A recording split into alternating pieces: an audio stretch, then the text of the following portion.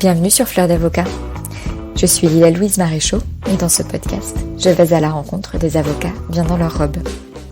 Aujourd'hui, mon invité est maître Adèle Pilote-Babin, qui est avocate au barreau de Longueuil, au Québec, depuis 2010 et associée, cofondatrice de son cabinet La Boîte Légale, au sein duquel elle intervient plus particulièrement en matière de droit commercial et de droit du travail, en accompagnement d'entrepreneurs. Adèle m'a été recommandée par sa consoeur notaire, Joanie Lalonde Picharsk, qui est du Québec également. Et je suis très heureuse que ce podcast, dans cette série plus internationale, accueille une avocate du Québec. Et donc je remercie et je salue le nouveau public québécois qui nous rejoint via cette interview. Je salue aussi et remercie Journal de Bar, Mathilde Jure et Maître Sébastien Salle pour leurs avis sur Apple Podcast. Ça me fait très plaisir et surtout ça aide à mieux faire connaître le podcast. Et donc merci beaucoup de m'aider et de donner des coups de pouce à l'algorithme pour diffuser Fleur d'Avocat. Merci aussi à nouveau à ma stagiaire Aude Coche pour l'aide à la réalisation. Voilà, je ferai court aujourd'hui puisque l'interview est bien assez longue comme ça. Je vous souhaite une excellente écoute et vous dis à la semaine prochaine. Bonjour Adèle Pilote-Babin. Bonjour. Merci d'être mon invitée sur Fleur d'Avocat. Merci de m'avoir invitée. C'est tout un honneur et un privilège. Alors Adèle, racontez-moi comment et pourquoi vous êtes devenue avocate. Oh là là, ça pourrait être une version longue. On va essayer de faire une version plus courte. Pourquoi je suis devenue avocate? En fait, il y a plusieurs éléments. Il y a les personnels et les professionnels, mais je suis devenue avocate. Je pense que j'ai toujours eu un grand sens de justice là, à l'intérieur de moi. Mes parents me racontent des événements qui se sont passés dans mon enfance, à la petite école, où je plaidais ma cause. Ensuite, quand mes parents rencontraient les gens quand j'étais à l'école, à la fac de droit, qui m'avaient enseigné, puis qui disaient que j'étais en train de devenir avocate, tout le monde dit ben oui, c'est sûr, c'est naturel. Voyons donc, c'était toujours la défendresse de la justice pour elle-même et autrui. Là. Donc, je pense que je l'ai dans mon ADN. De un. Ça, c'est la première chose. Je pense que c'est ça. Je l'ai dans mon ADN. De deux, j'ai une mère, moi, qui est artiste. J'ai une mère qui quand j'étais jeune, a longtemps joué à la télé, donc a eu des rôles. Ensuite, elle était plus au niveau de l'animation, animatrice sur des talk shows, etc. Elle écrit des livres, elle fait des conférences. Et je crois que j'avais à l'intérieur de moi aussi ce désir-là de ne pas faire comme ma mère. Parce que en fait, j'étais tout prédestinée là, à être dans ce même milieu-là des communications. J'ai une facilité avec les communications, j'en ai fait beaucoup. Adolescente, j'étais sur un talk show pour les jeunes. J'ai toujours aussi... donc, j'avais vraiment cette fibre de justice-là, mais cette fibre de communication-là aussi, toujours été dans les journaux étudiants. C'est un monde dans lequel je baigne avec grande aisance.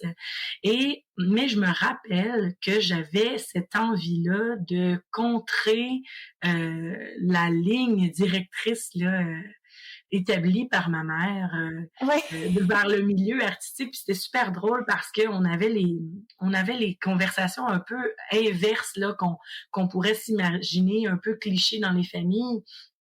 Où habituellement l'enfant veut être artiste, foulard au cou, voulant être poète, puis le parent lui dit tu vas être avocat ou médecin. Puis nous on avait vraiment la discussion contraire avec ma mère où elle me disait tu peux pas aller en droit, tu vas brimer ta créativité, tu vas brimer tes dons naturels. Puis moi je lui disais non, je veux quelque chose de plus conventionnel, de plus sérieux. Je pense que je recherchais en quelque part parce que veux pas le milieu des communications à tout de moins au Québec, c'est quelque chose d'assez instable. C'est quelque chose, on vague de contrat en contrat, on sait jamais trop combien de temps ça va durer et tout ça. Donc moi, je pense que je recherchais quelque chose avec un petit peu plus de sécurité, de stabilité, de notoriété, Alors, il y a eu de ça. Et je pense que le sentiment d'utilité là était le sentiment d'être utile à une communauté, à des gens, à des personnes était primordial. Et donc, en fait, ce que je comprends, c'est qu'au lycée, ça a pas posé trop de doutes d'aller en droit, et au contraire, ça a plutôt été la bataille pour aller en droit et une décision assez ferme de s'engager dans cette voie-là. Je dirais pas assez ferme parce que je pense que c'est super normal, puis ça je le dis beaucoup, puis je pense qu'il faut le dire et le redire parce que justement, il y a des gens qui ont une vocation, qui le savent depuis qu'ils sont tout petits, dans quoi ils vont aller, puis il y a des gens qui sont qui tergiversent beaucoup, puis bon, il y a les entre-deux comme moi qui avaient peut-être 2, 3 avenues potentielles à étudier sérieusement. Donc non, pour moi, c'était pas tout tracé d'avance. J'hésitais beaucoup entre ça, entre les communications, parce que bon, pour moi, comme je vous dis, ça aurait été très naturel. Et j'aimais beaucoup la psychologie aussi. Mhm. Je suis très, très intéressée par justement les émotions de l'humain, le psyché. Et donc, j'ai vraiment hésité entre les trois. Et qu'est-ce qui a joué alors? Qu'est-ce qui a été Ouais, le... c'est des bonnes questions. Hein. On dirait qu'il faut que je me remette là à mes 17, 18 ans. Qu'est-ce qui a joué? Qu'est-ce qui a joué? Je pense que c'est vraiment de me projeter long terme. Puis il y a mon père qui me disait beaucoup, puis ça c'est vrai, puis je pense que c'est ça qui a joué. Le droit mène à tout.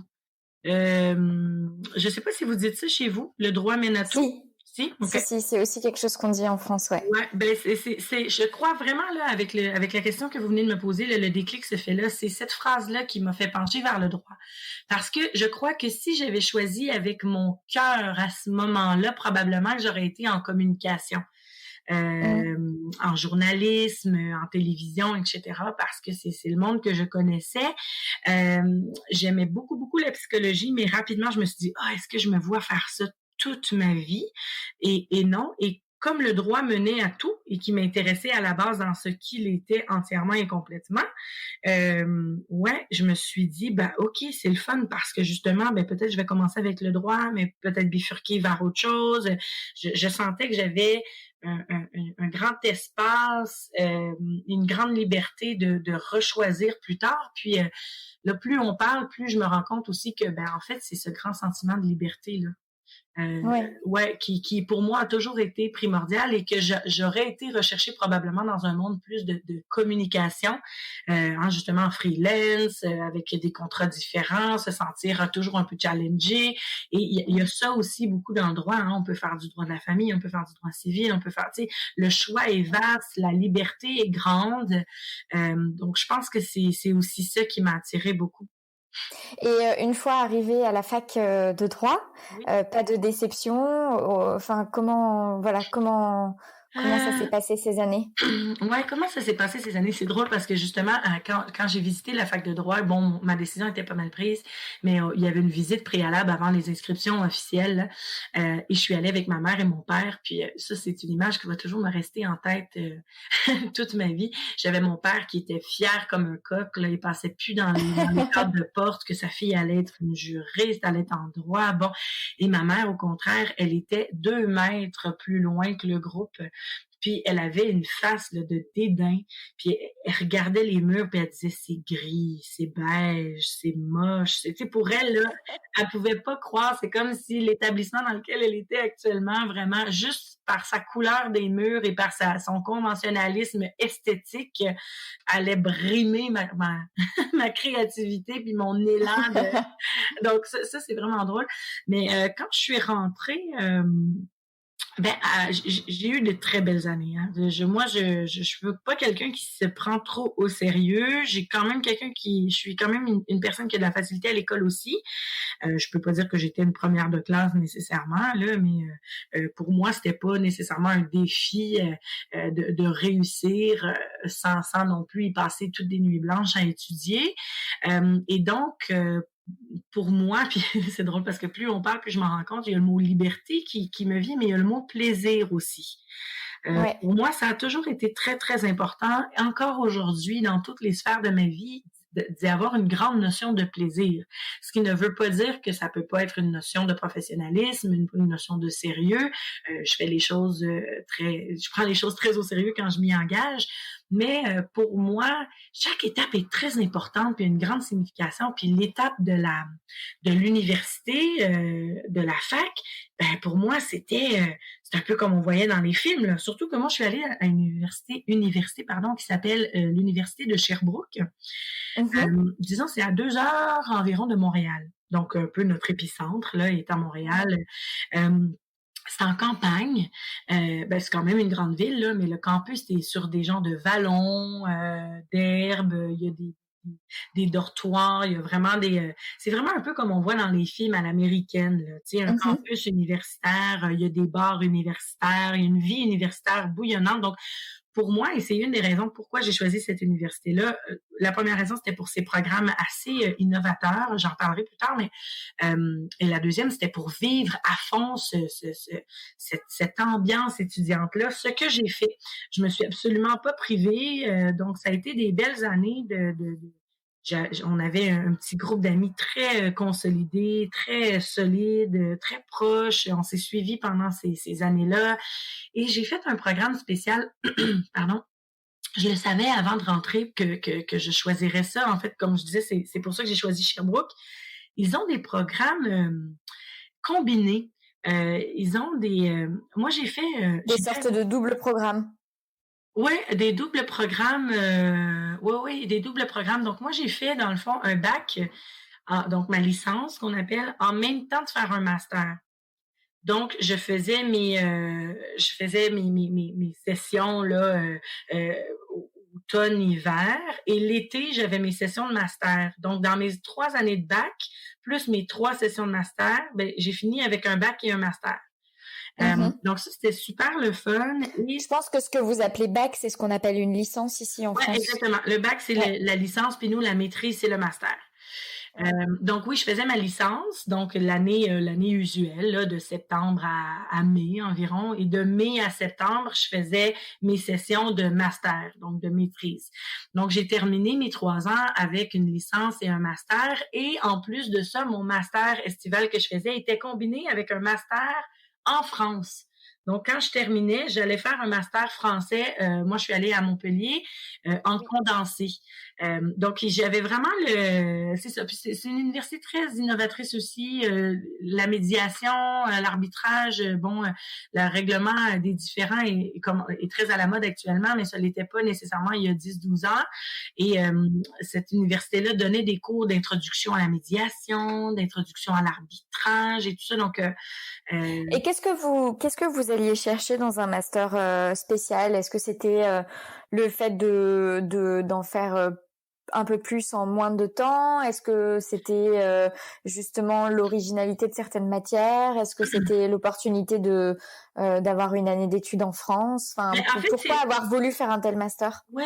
Ben, en fait, moi, c'est tout ça. Puis, c'est ma licence aussi, je l'ai comme concentrée avec des cours spéciaux parce que rapidement, quand j'ai choisi le droit, je me suis positionnée en me disant, bon, ben, qu'est-ce que je veux en faire, moi, de ce droit-là? Je le disais, il y avait le sentiment de plaisir, oui. Il y avait le sentiment de liberté, oui. Donc, pour moi, le voyage, l'international, la découverte et l'ouverture sur le monde rentraient dans cette notion de liberté-là. Et il y avait aussi l'utilité pour moi, la communauté était très importante. Donc, rapidement, je me suis mise en tête que je ferais du droit plutôt international.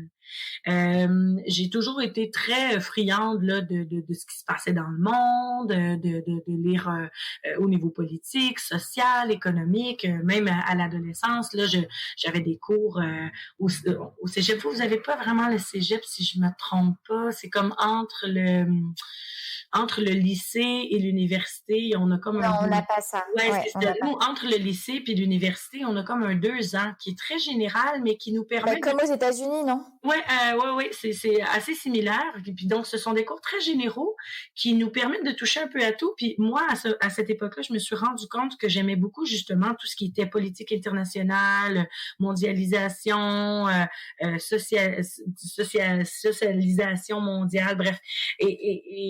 Et donc, je me suis dit, c'est super, tu sais, moi, l'ONU, je me suis mis à lire sur l'ONU, ses mécanismes, ses instances, et donc, j'ai fait mon cursus avec cette optique-là. Donc, j'ai pris tous les cours de relations économiques internationales, tous les cours de médiation, tous les cours de politique, c'est ça. Vraiment, là, je me suis ouvert Et là-dessus. finalement, des matières qui mènent moins vers l'avocature que vers des postes en institution internationale. Oui, exactement. C'était mon but. Quand je suis rentrée, là, c'était vraiment mon but. Donc, j'ai tout organisé ça en fonction. Et ma dernière année de licence, je l'ai faite à Lyon. Justement avec des cours un petit peu plus en relations économiques internationales, etc., etc. Donc, j'ai tout enligné mon cursus pour me dire, ben moi, dans ma vie, j'aimerais voyager, j'aimerais intervenir auprès des pays du tiers-monde, j'aimerais intervenir peut-être dans des organismes, peut-être dans des grandes organisations. J'étais pas sûre encore du comment, mais je sentais que c'était ça ma vocation parce que c'était réellement une passion. Alors, Ouais. c'est vraiment ce que j'ai fait. Ma dernière année de licence a été axée sur ça à Lyon. Ensuite, le Common Law que j'ai fait ici en master là, estival, ça m'ouvrait la porte sur le reste du Canada, sur les États-Unis. Ensuite, mon master de droit du commerce international à Montpellier, c'est là que les choses ont un peu changé pour moi. En fait, c'est une anecdote très drôle, c'est que je me suis inscrite au droit du droit du commerce international. Il s'appelait comme ça le master, ok. Et pour nous au Québec, le droit du commerce international, c'est très très justement au niveau des relations économiques internationales, au niveau des grandes instances, au niveau de l'ONU. C'est vraiment tout le système économique mondial. Donc moi j'étais passionnée, je trouvais ça incroyable. Et quand je suis arrivée à l'école, c'était vraiment du droit commercial international, ce qui est très différent pour nous. Donc, on était plus dans les contrats privés, on était plus on a touché un peu au commerce international, mais c'était plus au niveau du privé. Donc, c'est amusant parce que du coup, ça a été une histoire de faux amis, quoi. Ouais, entre vraiment. le québécois et le français. Absolument, absolument. Puis, oui, absolument. Et comme il y avait quand même un peu des notions de droit commerce international dans la description là vraiment littéraire du cursus là, moi je me suis pas tant posé de questions, je vais être franche dans le sens que pour moi c'était tellement clair. Mais quand je suis arrivée là-bas, et écoute là, c'est sûr que c'était ma première expérience de quand je suis allée à Lyon, mon expérience n'a pas été celle qu'elle aurait dû être parce que Lyon a été en grève pendant les 6 mois où j'y étais. Ah, la caricature. ouais, non, mais vraiment. Donc, moi, je suis arrivée, là, je pense, genre le 22 janvier, puis je crois que le 25 janvier, la grève commençait. Donc, j'ai pas eu un seul cours physique en classe avec des professeurs. Donc, j'ai fait mon cursus quand même, mais ils envoyaient les cours en ligne, on pouvait aller récupérer les cahiers de cours, etc. C'était une introduction au coronavirus, disons. Ouais, exactement. Ça a été une introduction aux cours en ligne, au corona. Écoute, c'était vraiment drôle. Mais ça m'a permis de voyager, puis de découvrir, de vivre ça autrement. Pour moi, mon expérience a été magnifique. Mais ce que je veux dire, c'est que quand je suis rentrée à mon master en droit commercial international, mais bon, que je croyais être le droit du commerce international, là, c'était tout en même temps. Donc, je réalisais que la matière que je venais chercher et qui me passionnait n'était pas celle-là. Je m'initiais pour la première fois à le système d'éducation français qui est très, très, très différent du nôtre. En quoi est-ce que le système d'éducation français est différent du nôtre? J'ai dit en tout. En fait...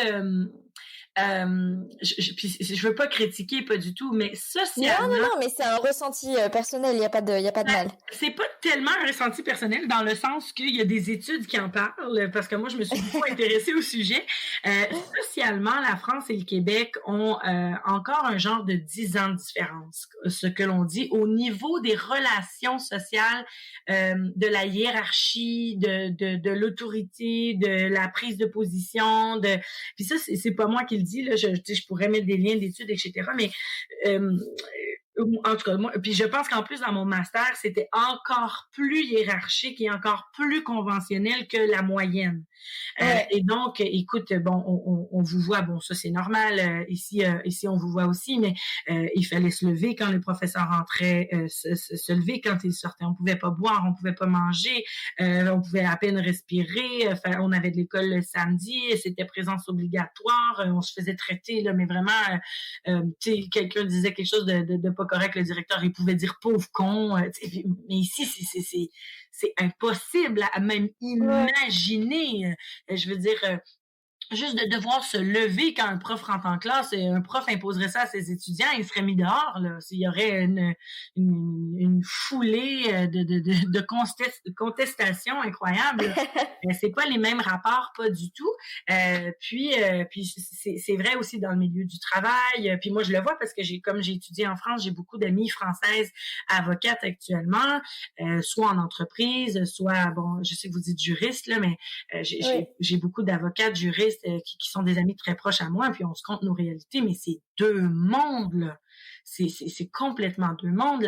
La hiérarchie est tellement instaurée encore chez vous, tellement forte.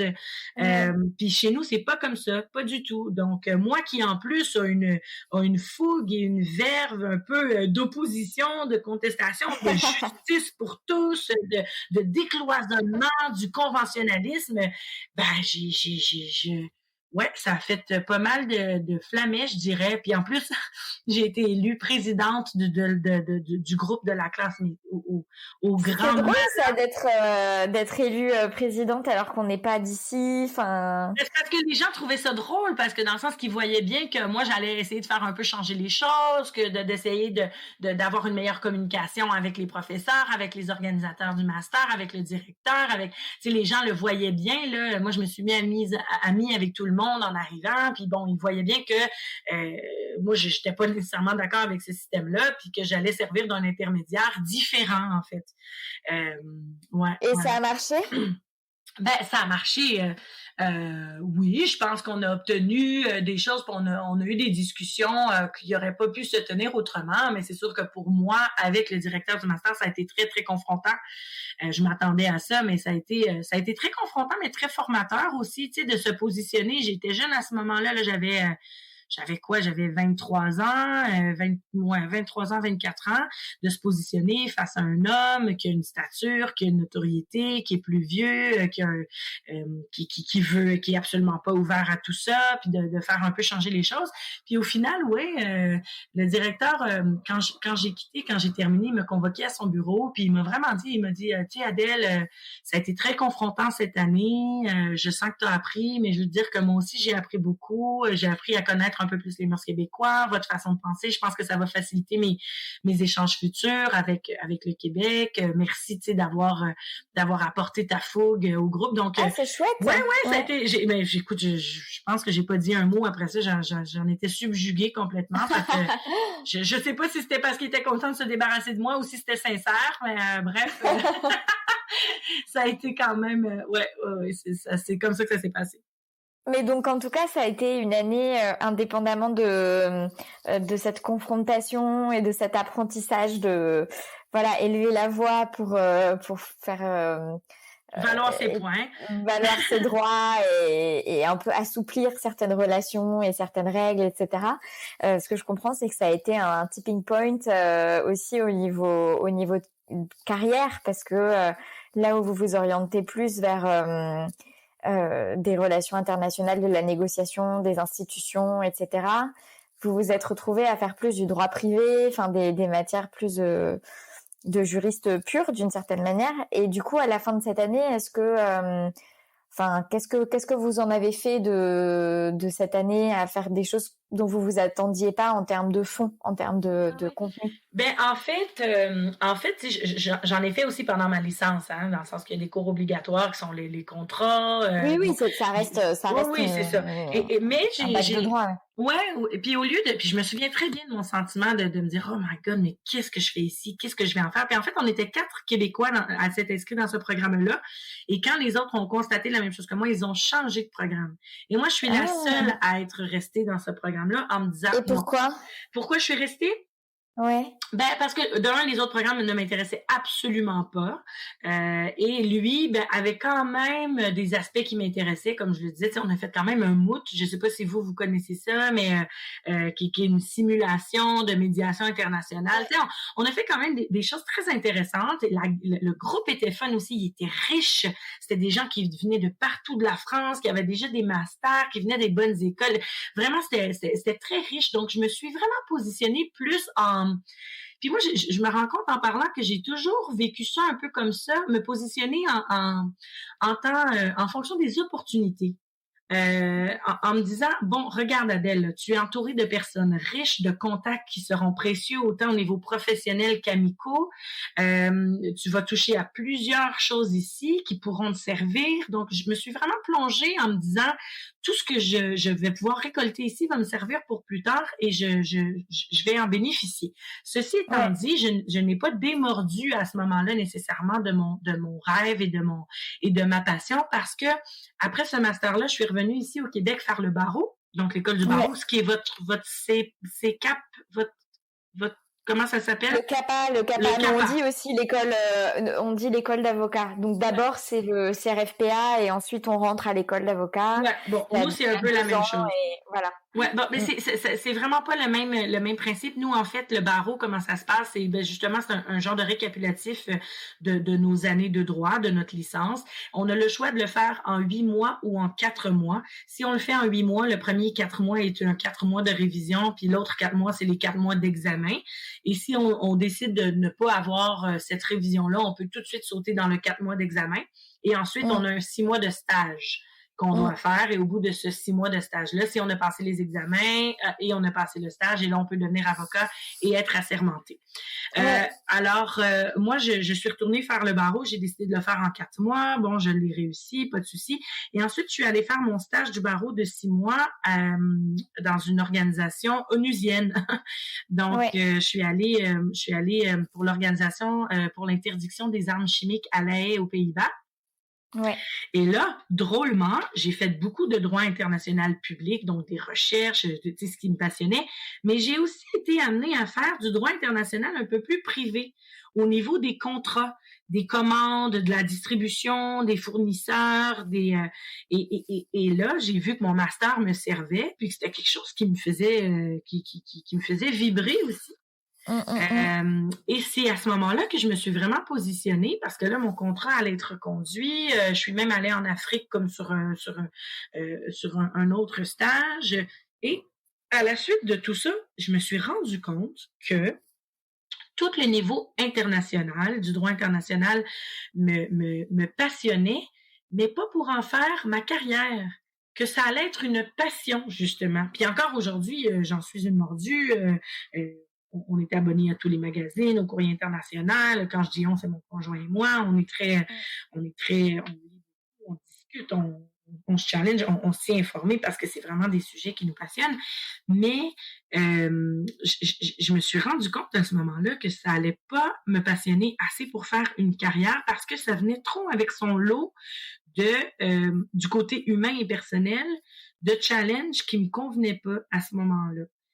Donc de vaguer de contrat en contrat, de pas savoir si dans le fond c'est comme si tout ce que j'allais fuir en décidant de ne pas aller en communication, je le retrouvais au niveau international. Ah, en Parce que fait, plus sur le mode de vie, quoi, oui, le mode le mode de d'exercice. vie, malgré la matière, parce que ben là, je me rendais bien compte, ça faisait déjà un petit bout là que j'étais à l'étranger. J'avais fait 1 an à Lyon, j'étais revenue juste pour 4 mois. J'avais fait presque 1 an et demi à Montpellier. J'étais revenue pour 4 mois. Je suis repartie pour 7 mois pour mon stage. Donc là, ça faisait un petit bout là quand même que j'avais ce mode de vie là. Puis je voyais les expats avec moi pendant mon stage en Afrique et aux Pays-Bas. Je les voyais être vraiment juste dans leur petite famille, leurs parents qui étaient malades au Japon, pas pouvoir y aller, leurs enfants qui grandissaient loin de leurs grands-parents, manquer le mariage de sa sœur, avoir un contrat pour 6 mois puis ensuite être muté dans une autre organisation, donc avoir un mari qui pouvait pas nécessairement avoir une stabilité d'emploi parce qu'il devait suivre la famille. Tu sais, puis là, Mm. pour moi, ça, c'était des compromis, des sacrifices que peut-être que de mon jeune âge, 20, 21, 22 ans, j'avais pas nécessairement envisagé. Puis j'ai eu le besoin criant de revenir aux sources, me connecter avec ma famille, puis me bâtir des repères un peu plus solides. Ouais. Et donc retour au Québec. Oui, retour au Québec, effectivement. Et quelle a été la prochaine l'étape suivante? Ben, quand je suis revenue au Québec, je voulais vraiment garder toutes mes options ouvertes, mais j'avais vraiment du mal à m'imaginer, surtout après le cursus autant professionnel que personnel que je venais de vivre, parce qu'on s'entend, là, vous, c'est pas comme nous, là. Vous, là, vous avez une facilité de déplacement, de voyage, d'exploration incroyable. Tu sais, nous, il faut aller quand même loin pour être dépaysé là, en voiture, puis les routes sont en ligne droite, vous passez par les montagnes, par la mer. Tu sais, disons que la France, là, c'est magique pour ça. Donc moi, je venais de vivre là, Ah, c'est drôle, alors que nous, on rêve d'immensité et on adore, enfin en tout cas, je vais pas dire, bon, je vais parler de moi. Moi, j'adore quand je vais en Amérique du Nord et notamment aux États-Unis. J'adore ces grandes routes avec du paysage à perte de vue et oui, voilà, ça a ses avantages. C'est magique, quoi. Ouais. Oui, non, ça a ses avantages. Puis je pense que effectivement chaque chose est magique, mais il y a quand même une facilité de déplacement chez vous, dans le sens que tu sais que ce soit même juste les trains, les TGV qu'on n'a pas ici. Tu sais notre système ferroviaire est vraiment pas développé. Vos avions là, je pense que vous les avez un peu moins, mais les vols un peu low cost. Là, moi, je me souviens. On était lundi, puis je me disais, bon, ben, où est-ce que je vais ce week-end? Puis pour 20 €, j'allais au Portugal, tu sais, c'était avec Ryanair, avec EasyJet, avec, tu sais, c'était quand même incroyable, la facilité, où, tu sais, je me rappelle, à un moment donné, mon père est venu me rejoindre, puis on était à Lyon, c'est quand j'habitais à Lyon, puis on était, OK, on fait la route des vins, on descend vers le sud, c'est incroyable. Là, on se fait vraiment un itinéraire, puis, tu sais, je pense qu'en une journée, on était rendu à notre point B, là. Tu sais, en voulant dire que les choses sont rapides et tout ça, tandis que nous, pour se rendre à notre point B, ben c'est plus long parce que les distances entre les lieux sont donc immenses, sont immenses. Donc moi, je revenais ici avec un peu cette impression que je pourrais pas plonger dans ce qui me semblait un peu l'unique voie destinée aux avocates, donc cabinet, travailler des heures de fou, pas avoir justement cette liberté-là d'explorer, de découvrir, de voyager, et donc c'est sûr que j'avais derrière la tête d'être entrepreneur, de me partir à mon cabinet, tu sais, puis ça a toujours été en moi. Mais je savais ni comment, ni avec qui, ni de quelle manière, ni de. Alors. C'est intéressant parce que en fait, vous dites que ça a toujours été en vous ce côté entrepreneur, d'avoir votre cabinet, etc. Et d'un autre côté, vous avez fait un parcours universitaire qui mène pas du tout vers ça, quoi. Enfin, qui mène. Pas nécessairement en moi de partir mon cabinet. C'est pas ça que je veux dire. Ouais, je vais mieux m'exprimer parce qu'effectivement, je n'ai jamais. Quand j'ai choisi le droit, j'ai jamais pensé oui, je pourrais partir mon cabinet, pas du tout. Mais je pense que par mes qualités et forces humaines, j'ai une tendance, une facilité peut-être plus que d'autres, ben pas plus que d'autres, mais dans le sens que j'appartiens à ce groupe-là où l'entrepreneuriat est possible. Oui. C'est ce que je veux dire, parce que moi j'ai des amis qui me diraient, moi Adèle, je ne serai jamais entrepreneur. Ça veut pas dire qu'elles sont incapables, c'est que leurs forces ne sont pas là. C'est des gens qui ont besoin d'une plus grande stabilité financière parce qu'ils sont stressés financièrement. Ce que moi j'ai moins, peut-être parce que j'ai vécu avec une mère qui justement était de contrat en contrat puis était à l'aise là-dedans. Il y a des gens qui disent non, moi écoute, le démarchage, trouver mes propres clients, ça je pourrais même pas m'imaginer parce qu'ils sont plus introvertis, plus timides. Moi j'ai pas ce problème-là. Donc, pour moi, je me suis toujours dit que l'entrepreneuriat, peu importe la forme, pourrait être facile pour moi parce que j'ai des qualités naturelles et des forces naturelles qui m'amènent vers ça. Mais je l'avais pas nécessairement prévu. Mais en revenant ici, en regardant les options qui s'offraient à moi hors entrepreneuriat, je pouvais pas me voir dans ça.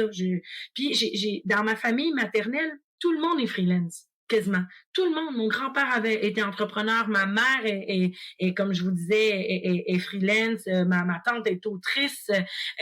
Donc, elle écrit. Ma tante est psychologue. Elle a son cabinet. Donc ouais, cet aspect-là, Oui, vous oui, mon fait autre et tante vous est faisiez pas architecte. peur, quoi. Ben Ouais, c'est ça pour moi pour moi c'est une option valide, c'est une normalité, ouais, c'est gage de succès, donc c'est ce que j'ai vu. Donc c'est peut-être dans ce sens-là que je disais que pour moi être entrepreneur c'était une option, pas nécessairement que je l'avais considéré pour moi-même, mais pour moi c'est une normalité.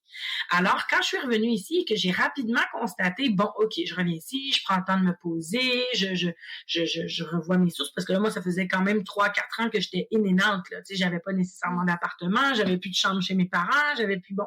Alors j'ai eu le temps de me placer un peu puis de regarder mes réelles options, ben de me dire ah ouais ben là moi c'est pas tellement ça que je veux faire là. Puis pas nécessairement dans le contenu que dans la forme. Parce qu'il y a plein de postes qui passaient, qui m'intéressaient, qui étaient soit du droit international, soit du droit commercial, soit du... Il y a plein de choses qui m'intéressent dans le contenu juridique, mais dans la forme, de me rendre au centre-ville, en tailleur, tous les jours, tôt, finir tard, être dans une grosse équipe, une hiérarchie, une pression. Puis c'est pas que je suis pas capable, mais je me voyais pas à long terme faire ça. ouais, Moi, ma mère, là, comme je vous dis, puis à un moment donné, on s'inspire des modèles qu'on a eu aussi. Tu sais, elle nous a gardé beaucoup à la maison, conciliant le travail. On s'est pas fait beaucoup garder. Tu sais, on avait l'espace de vivre notre rythme. Puis moi, la famille a toujours été très importante pour moi aussi. Donc, je savais que j'allais vouloir être maman. Pas là parce que j'avais pas de conjoint, j'avais pas de, mais je savais que j'allais vouloir être maman. Donc, j'étais capable de me projeter aussi, puis en me disant, oh là là, je vais pas, non, ça sera pas pour moi. Donc, rapidement mes options. J'ai quand même passé des entrevues. Je me suis rendue en troisième entrevue. Puis rapidement aussi, le message que j'avais de l'autre côté, c'était Adèle, tu as un profil super, tu as une expérience géniale, on aimerait vraiment que tu sois un atout à notre équipe, mais on a peur que tu partes. On a ouais, peur que tu t'ennuies. On a peur qu'on passe tout ce temps-là à te former, à te mettre à notre main, à ouais. t'intégrer dans l'équipe et que finalement tu te rendes compte que ben c'est pas ça qu'il te fallait puis que tu voulais. Puis donc eux le sentaient, puis moi ça résonnait aussi en moi, puis je me disais ouais ça pourrait très bien arriver.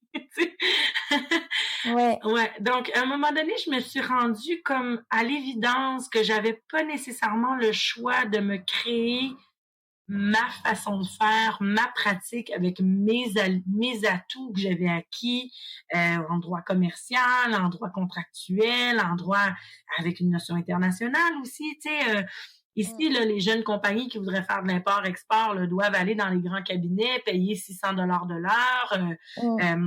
Donc moi j'avais une expertise que je pouvais rendre un peu plus malléable, accessible, humaine. Donc ça m'est rapidement venu comme une évidence. Je dis rapidement peut-être 2-3 mois, là, le temps de faire des entrevues, me placer. ah ouais, donc en fait, vous vous êtes installé à votre compte tout de suite. Assez rapidement, je suis revenue au mois de juin, si je me trompe pas. On était en 2012, je crois. Et là, je me suis posée et j'ai rapidement commencé justement à aller dîner avec un, avec l'autre, faire des contacts, rappeler les gens qui avaient été importants dans mon cheminement, tu sais, parce que pour moi, prendre le pouls là, du marché, le pouls de ce qui se déroulait pendant que moi j'étais partie était très important. Donc j'ai rappelé j'ai rappelé des professeurs qui avaient été marquants parce que justement dans mon processus qui était un peu non conventionnel, on avait des projets spéciaux, on avait des séminaires, on avait donc j'ai pu créer, puis j'ai eu l'occasion de créer des liens avec des profs. Je pense à une en particulier en tout cas, on avait créé un bon lien ensemble. Je l'ai rappelé, des contacts, des parents d'amis qui étaient avocats, tu sais, d'aller cogner à des portes justement pour me faire une tête sur ce qui existait. J'ai passé, comme je vous dis, des entrevues pour des postes. Euh, et ouais, au mois d'août, j'ai rencontré, en fait, cette prof-là dont je vous parle, qui a été importante pour moi. Je l'ai rencontrée, on a jasé, c'était super le fun. Et à un moment donné, il m'a dit, ben écoute, appelle mon mari. Elle dit, lui, là, il est à son compte, il a son cabinet, il cherche toujours de l'aide, tu sais, il pourrait peut-être te prendre sous son aile. Et Ouais. par miracle, je vais l'appeler comme ça parce que j'ai rien à voir là-dedans, cette professeure-là et son mari et sa famille habitaient à Boucherville. Et ça, c'est ma ville natale. Et Ah, donc, moi qui revenais pour me trouver des repères, pour me bâtir quelque chose de solide, pour investir dans mon milieu, j'aurais pu me retrouver à être prise sous l'aile de quelqu'un qui habitait à 300 kilomètres, mais non, il était dans mon bassin, et donc à côté de mes grands-parents, de ma mère, de mes tantes, du milieu dans lequel j'ai grandi. ouais. Et donc, ça a été vraiment fantastique. On s'est rencontrés, puis rapidement, ça a cliqué. Puis en fait, c'était vraiment un peu on va dire le setup là, mais l'arrangement parfait. Lui, il avait quelques heures à donner par semaine pour se dégager, pour déléguer. Donc moi, ça allait me permettre d'apprendre. Et moi, ça me laissait aussi l'ouverture et la flexibilité de développer mes propres choses en n'étant pas nécessairement à son service là. Ouais. Et donc Donc tout de suite une dynamique très voilà ce qu'on appellerait une collaboration ici avec une collaboration libérale freelance quoi ouais, pour un petit peu assurer une base de revenus et se former ouais, exactement. avec cet avocat Ouais. et en parallèle immédiatement une dynamique de développement de clientèle personnelle et de développement de sa propre activité. Oui, puis exactement. Puis en fait, comme j'étais à Boucherville dans mon milieu, ben c'est sûr que les contacts, peut-être ça a été plus facile, tu sais, parce que ma mère étant Donc assez. les clients sont venus par la famille, Ben, c'est sûr que les amis de la famille. oui, oui, Ouais. oui, j'ai fait beaucoup d'efforts, là, tu sais, dans le sens que je me suis mis dans les groupes, là, les associations des gens d'affaires, les groupes de Ouais. réseautage, etc. Moi, le développement, c'est une de mes forces, c'est quelque chose que j'aime aussi. Donc, je me suis vraiment investie là-dedans. Je me suis mis dans des groupes, autant locaux que je me suis mis dans les réseaux des jeunes femmes d'affaires du Québec. C'est bon, j'ai vraiment. Non, mais on va détailler tout ça parce que moi j'ai beaucoup d'auditeurs qui sont intéressés par Oui, cette question de développement de clientèle personnelle. oui, Donc la dynamique, ça a vraiment été de beaucoup travailler sur les réseaux, ce que je oui, comprends. oui. Donc vraiment s'inscrire à des associations d'affaires, à des réseaux d'affaires. Oui.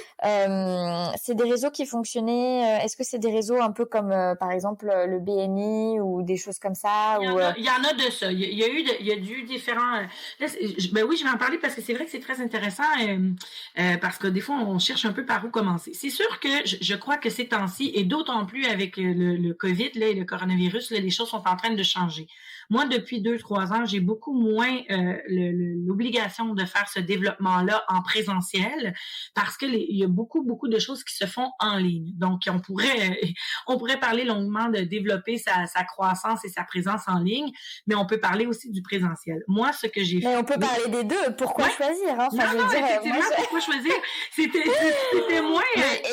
et même ça, c'est intéressant que au début, c'était très par le présentiel et par des associations, enfin, je veux dire, par du réseau très physique, des associations, des meetings, des trucs comme ça, et qu'il y ait eu une transition vers un développement plus digital, c'est intéressant. Moi, tout ça m'intéresse. Donc vraiment, je dis pourquoi choisir et j'espère Ben qu'on voilà, va un je peu me explorer lance. les deux. Je me lance alors. Ben oui, effectivement. Donc au début, parce que la présence en ligne, parce que le développement de la business en ligne, on parle de ça il y a quand même 9 ans environ. Là. Donc c'est sûr que c'était pas la même développé de la même manière.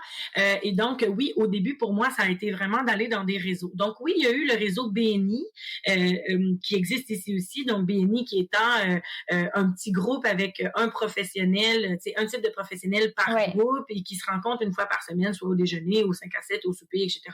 Et on développe ensemble et le fait de développer des relations un petit peu plus intimes dans le sens que on développe une relation de confiance là, de manière hebdomadaire, de semaine en semaine, de mois en mois, ben là, le référencement vient de manière un peu plus organique. Donc oui, j'ai fait ça pendant quasiment 4-5 ans dans 2-3 groupes comme ça. Et là, j'avais pas d'enfants. Hein, puis je commençais une relation, donc j'avais pas nécessairement d'attache. Donc j'étais capable de me lever pour aller déjeuner à 7 heures du matin. J'étais capable d'aller à souper. J'étais capable d'aller dans un 5 à 7 à cette époque-là. Donc ça, oui. Ça, pour moi, ça a été très bénéfique. Ensuite, il y a un réseau qui s'appelle ici le réseau des femmes d'affaires du Québec. Et il y avait le réseau des jeunes femmes d'affaires du Québec. Moi, je me suis rapidement rendu compte que je préférais être impliquée dans ces réseaux-là que d'aller serrer des mains. C'est-à-dire que, par exemple, pour l'Association des gens d'affaires de Boucherville, ok, ça c'est une association qui regroupe tous les entrepreneurs, les commerçants, les distributeurs, etc. J'aurais pu seulement aller aux activités mensuelles, donner ma carte, donner les mains, mais je me suis rapidement investie sur le CA. Donc, sur le conseil d'administration, je suis dessus depuis 10 ans.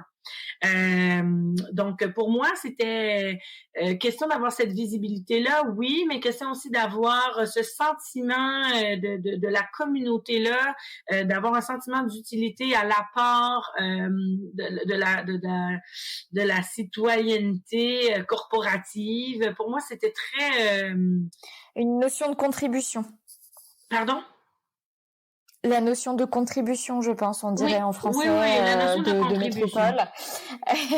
Ouais. La notion de contribution est super importante pour moi. Ça donne un sens à tout ce que je fais. Donc c'était oui pour les BNI où on va serrer des mains puis parler de soi, mais oui aussi pour la visibilité à travers la contribution. Donc, j'ai fait ça, c'est ça. Donc, j'ai fait ça, l'Association des gens d'affaires de Boucherville, la Chambre de commerce de la Rive-Sud, le Jeune Barreau de Montréal, le Jeune Barreau de Longueuil. Donc, des fois, j'allais à des événements, des fois, beaucoup de choses. Ouais. Ben, ça, c'est un de mes, ça, les gens disent toujours, on sait bien que toi, t'es toujours sur 1000 affaires. Un peu moins maintenant depuis que j'ai un fils. Mais, oui, mon sentiment de contribution et ma volonté de contribution est très forte. Et vraiment avec cette conscience que le réseau, l'investissement dans la communauté, la vie sociale était ce type de communication et et ce type de relation était une facilité, ce que j'appelle un super pouvoir d'une certaine manière, quelque chose de facile et que donc et ça représentait, vous vous souvenez de combien de temps ça représentait par semaine tous ces investissements dans des associations, cette contribution? Oui, ben c'est sûr qu'au début, puis encore aujourd'hui, parce qu'on passera au truc en ligne après, là, mais encore aujourd'hui, ben c'est sûr que j'allais à 1 ou 2 types BNI par semaine. Donc déjà là, c'est 4 heures. On peut peut-être même mettre 1 heure de plus, là, question de déplacement, etc., 5 heures. Ouais. Ensuite, c'est sûr qu'il y avait au moins un 5 à 7 aussi. On va mettre un 2-3 heures. Donc, on parle moi, je pense qu'au début, là, au moins les 2-3 premières années, je devais mettre un 10 heures par semaine comme il faut. Là-dessus, c'est souvent en dehors des heures de bureau. Là, après ça, peut-être un dîner conférence par-ci, un dîner formation par-là, ce qu'on appelle un lunch, là, un déjeuner, dans le fond, pour vous, parce que nous, les dîners, c'est le midi, vous, les dîners, c'est le soir. Oui. Donc, je dirais entre 5 et 15 heures là, par semaine, comme il faut. Là. Ouais. Mais et moi, je ne crois pas que ça aurait été nécessaire autant. Comme je vous dis, moi, j'ai le sens de la contribution très fort, très en avant, parce que je veux pas faire peur. S'il y en a qui nous écoutent, des jeunes avocats, en disant « Oh là là, comment je vais faire pour avoir une collaboration, m'occuper de moi, démarrer mon cabinet, travailler sur mes dossiers, donner du temps à un autre, puis en même temps faire du développement pendant 15 heures par semaine. » Ça n'aurait pas été nécessaire autant. Comme je dis, puis comme vous avez dit aussi, moi, c'est mon super pouvoir, c'est naturel, c'est quelque chose que j'aime. Des fois, quand je ferme mes yeux, là, peut-être moins maintenant parce que là, je diversifie de d'autres manières, mais des fois, moi, quand je ferme mes yeux, là, ou avant, je me voyais comme gestionnaire de cabinet, là. Moi, j'aurais, à un certain moment donné dans ma carrière, j'aurais aimé être celle qui était payée pour développer, donc pour ne faire que ça. Alors, c'est quelque chose que j'aime beaucoup. Donc, mais j'ai des amis qui, pour elles, c'est plus difficile d'aller faire ça, donc elles le faisaient à des places bien mieux sûr, dirigées. Peut-être, justement, elles l'auraient misé plus sur des types BNI que sur des CA, parce que quand on s'investit sur un conseil d'administration, on le fait vraiment pour la mission, parce qu'on sait jamais nécessairement ce que ça nous rapporte concrètement.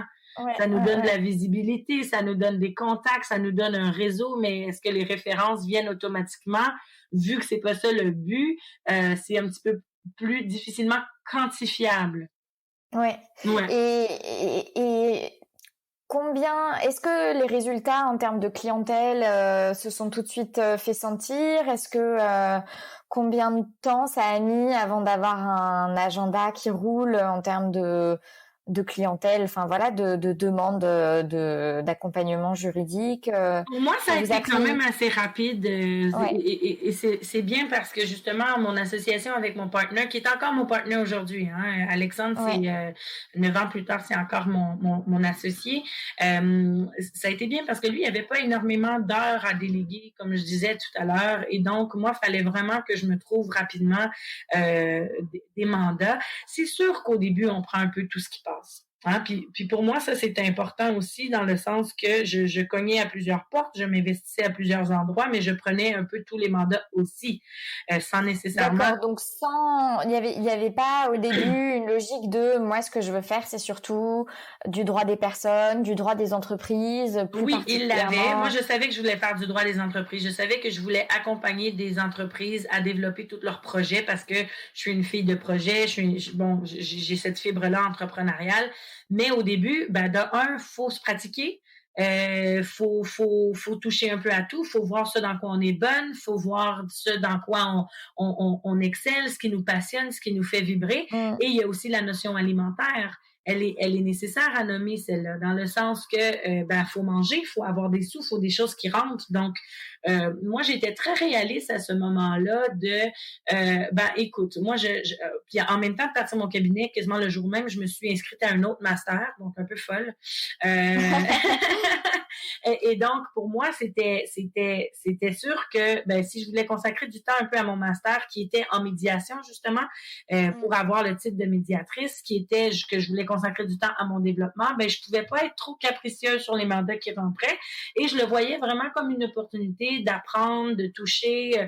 Moi, les gens me disaient toujours, ah, Adèle, tu serais tellement bonne en droit de la famille parce que j'adore les enfants, parce que je pense que j'ai une bonne écoute, parce que j'aime aider, j'aime accompagner sur le plan humain.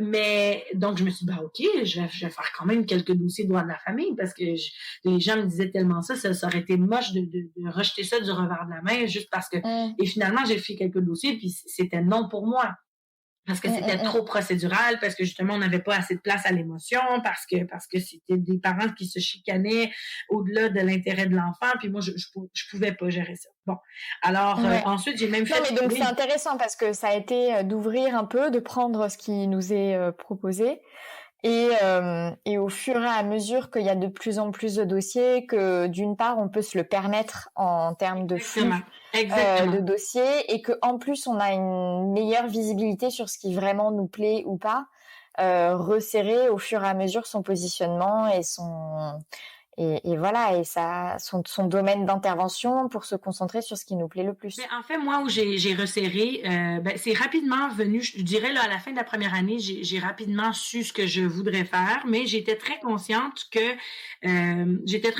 les choses allaient prendre le temps qu'il fallait. Je voulais pas me presser, je voulais pas me priver, je voulais apprendre, je voulais avoir cette flexibilité-là financière aussi de pouvoir vaquer à mes autres passions, à mon développement. Et donc, si je me limitais dans le nombre de dossiers, peut-être j'allais avoir moins de rentrée d'argent, donc moins cette liberté-là, etc.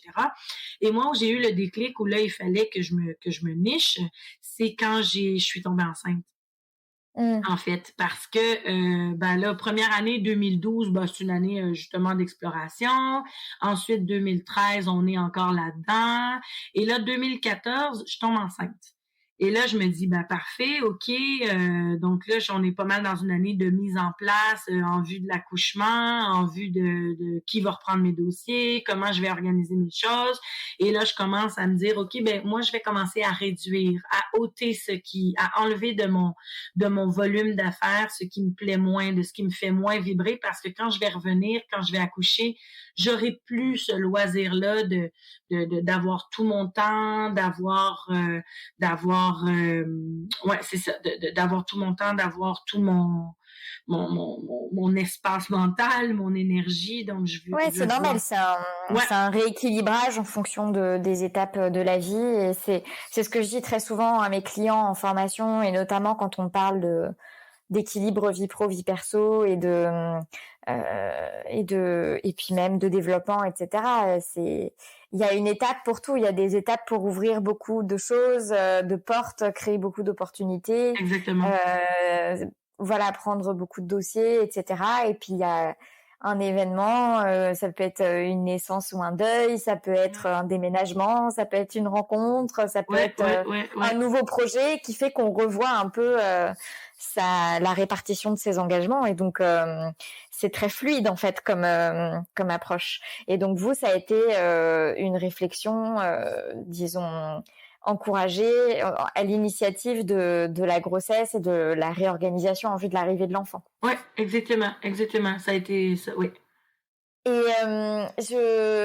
avant de parler de la suite, j'ai une question sur votre confiance en vous. Quand vous commenciez, vous étiez pas, enfin voilà, vous avez pas nécessairement étudié ce sur quoi je suppose que vous interveniez directement comme toute jeune avocate, parce que encore une fois, vous avez fait des études très orientées vers de l'international, etc.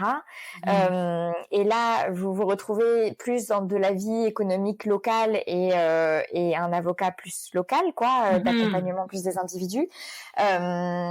Que ce soit sur le fait de prendre des dossiers déjà à son compte, même dans sa spécialité académique, c'est difficile.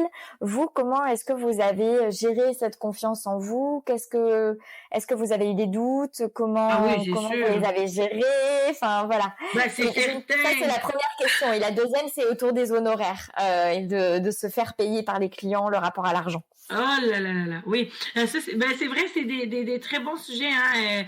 Effectivement, la confiance en moi, c'est sûr que j'attribue beaucoup de ma sécurité intérieure du début à le fait que j'ai été quand même avec Alexandre, dans le sens que je sentais que je pouvais toujours me référer. Là, je parle au niveau justement de la matière, au niveau du droit, même au niveau de la clientèle, hein, de dire comment je prends de front cette situation-là. J'ai un client peut-être un peu plus difficile.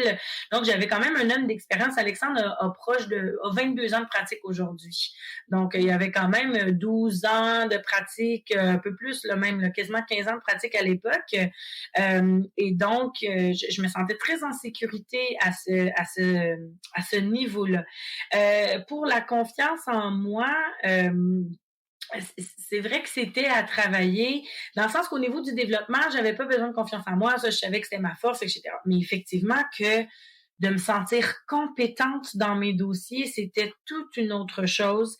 Moi, ce qui m'aidait beaucoup, c'était de parler avec d'autres jeunes, avec mes amis qui commençaient aussi, et surtout mes amis qui n'étaient pas nécessairement en freelance, parce que je voyais que même dans un cadre de cabinet, même dans une matière qu'elles avaient étudiée au complet, même entourées d'une équipe solide, elles doutaient.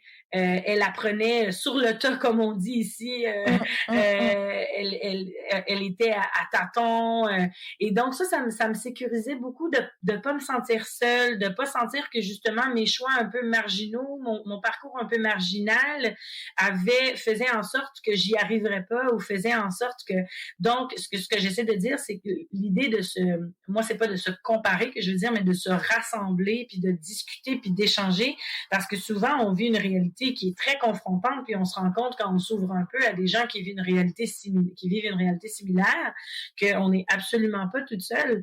Puis surtout dans ce milieu du droit-là où je pense qu'on a été un peu conditionné à être fort, à être performant, à être enligné, à être et que de nommer ces difficultés vient avec un peu un filon de honte là.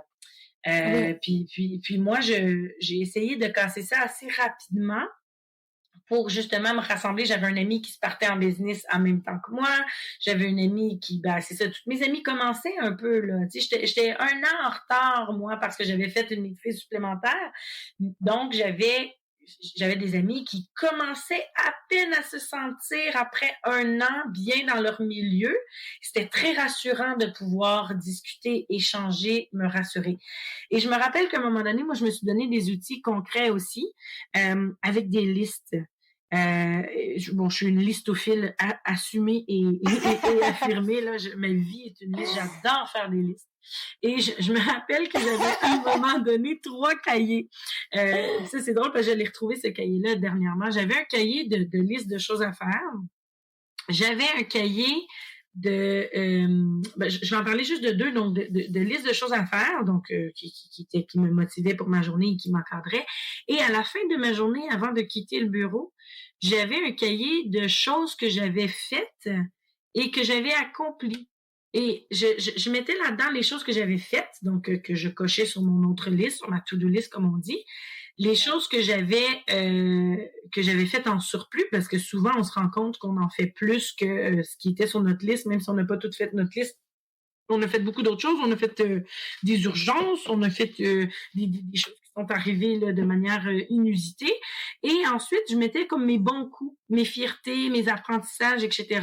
Donc, ça me permettait de voir, de prendre un peu de recul par rapport à ça et de vraiment nommer puis être capable de voir ce que j'accomplissais réellement. Parce que souvent, et ça, oui, non mais je pense que vous alliez dire parce que souvent on se rend pas compte de ce qu'on accomplit et je suis tout à fait d'accord et c'est typiquement quelque chose sur laquelle on travaille notamment dans la formation sur la confiance en soi que j'ai de Fleur d'Avocat et c'est vrai qu'on se rend pas compte de sa marge de progression et de ce qu'on accomplit, mais j'allais dire ce réflexe, cette habitude de faire des carnets. Alors le carnet de la to-do list, c'est un peu plus ancré, mais le carnet de justement plus les réussites personnelles finalement, le carnet d'accomplissement.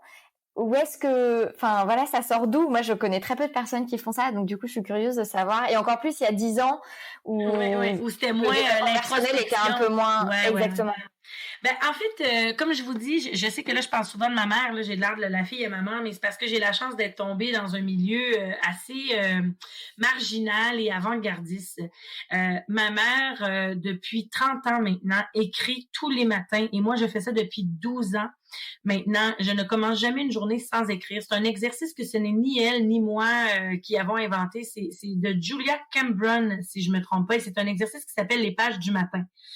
Donc, c'est sur la créativité, c'est le. Ouais, ben ça s'appelle l'écriture créative.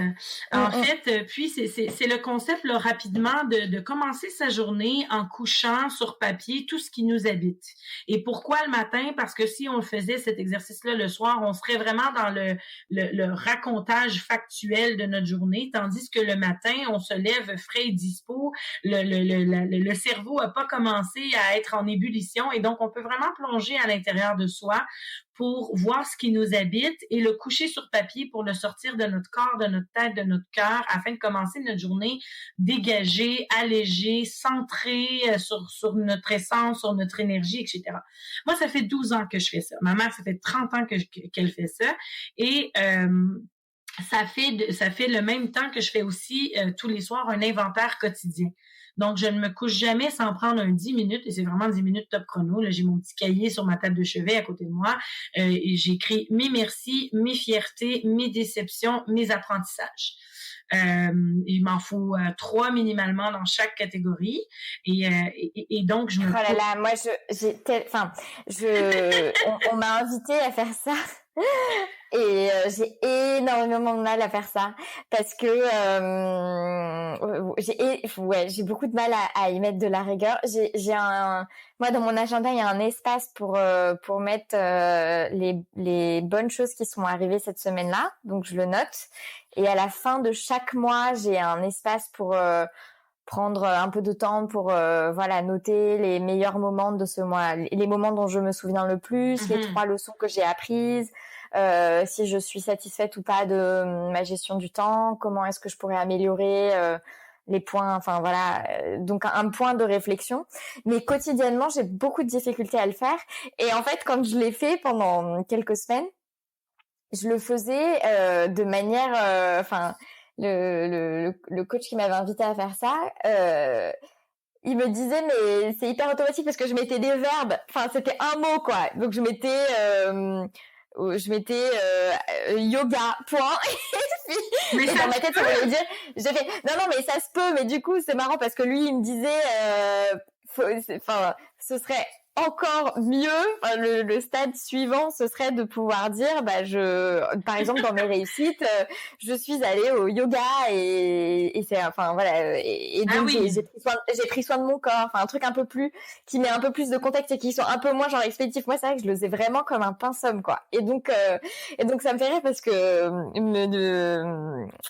je suis très admirative des personnes qui ont cette rigueur là de retour quotidien et pas juste 3 gratitudes ou 3 réussites. Mais c'est parce que pour moi, c'est comme dans tout. Les 4. Ouais. Mais c'est parce que pour moi, c'est comme dans tout. Puis comme je vous dis, j'ai la chance d'être née dans ce milieu-là dans lequel j'ai baigné tout le temps. Pour moi, j'ai vu ma mère quotidiennement commencer ses journées comme ça et tous les soirs finir ses journées comme ça et prendre. Donc, pour moi, c'est inné. Hein. De faire ça, c'est comme de dire, mets ton manteau l'hiver quand il fait froid. Pour moi, je ne pourrais pas vivre une vie sans cette connexion constante quotidienne avec moi-même, parce qu'on vit une vie de fou. Je veux dire, au bureau, ça roule, j'ai des employés, j'ai une équipe, à la maison, j'ai un fils je m'en ai dit qu'on s'occupe beaucoup, mais comme tous les enfants. Alors pour moi, ne pas avoir ces moments-là de conscience, de recul, de connexion, ma vie serait complètement chaotique. Et je comprends.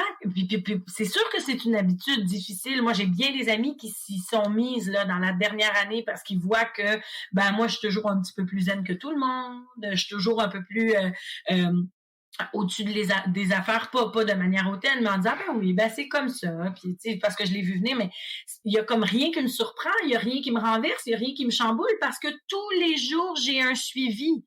C'est comme si votre meilleure amie, là, vous y parlez pas pendant 6 mois, puis là, à un moment donné, elle vous arrive et elle dit je suis en dépression. Tu fais, ah mon Dieu, comment ça, j'ai pas vu ça venir? T'as pas vu ça venir parce que tu y as pas parlé, parce que tu t'es pas intéressé à ses états d'âme, parce que vous avez pas pris le temps. Pour moi, c'est la même chose. Je me considère comme ma meilleure amie, et si je n'ai pas ce tête-à-tête là fréquent avec moi-même, un jour je vais me réveiller puis je vais être en dépression. Puis je l'aurais pas vu venir, puis j'aurais pas vu le prévenir, puis j'aurais pas pu l'ajuster, puis j'aurais pas pu. Donc pour moi, une vie sans recul, sans regard extérieur, sans possibilité de réajustement, sans possibilité de renégocier certaines choses avec soi-même, c'est une vie. Puis là, je parle pour moi là, mais c'est une vie qui je m'imagine là, l'image que j'ai là, c'est avoir les cheveux ébouriffés là, puis courir en tous les sens sur moi-même en tourbillon. C'est ça que ça m'appelle. Je me sens essoufflée, je me sens envahie, je me sens. Puis je l'ai vécu des fois dans des périodes où que j'ai laissé tomber un peu, mais là je parle des périodes de peut-être 1 semaine, 2 semaines maximum. Et là, je me sentais dépassée par les événements parce que j'ai pas le temps de. C'est comme un dossier. C'est comme un dossier. À un moment donné, le dossier, si on prend pas le temps de bien placer ses feuilles, d'analyser, de l'organiser, de le mettre sur pause pour y réfléchir mieux, puis mieux y revenir, à un moment donné, on se sent complètement envahi par le dossier, puis on y voit plus clair, là. Donc, non, mais c'est sûr. Moi, mais vraiment, à la fois, j'ai des difficultés à avoir cette rigueur-là, et à la fois, je vois infiniment ce qu'elle apporte, et ne serait-ce qu'en termes par exemple, en termes de gestion du temps. Alors moi, tout le monde se moque de mon agenda parce que j'ai un grand agenda que je travaille partout avec moi, et c'est vrai qu'il faudrait que je passe au digital un jour parce que voilà, mais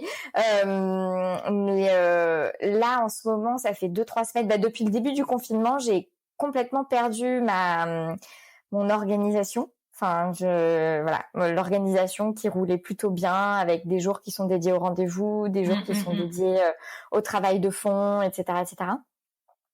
Et le fait de faire une to-do list et de savoir quand est-ce que dans la semaine je vais dédier du temps à telle ou telle chose, enfin vraiment de prévoir quoi.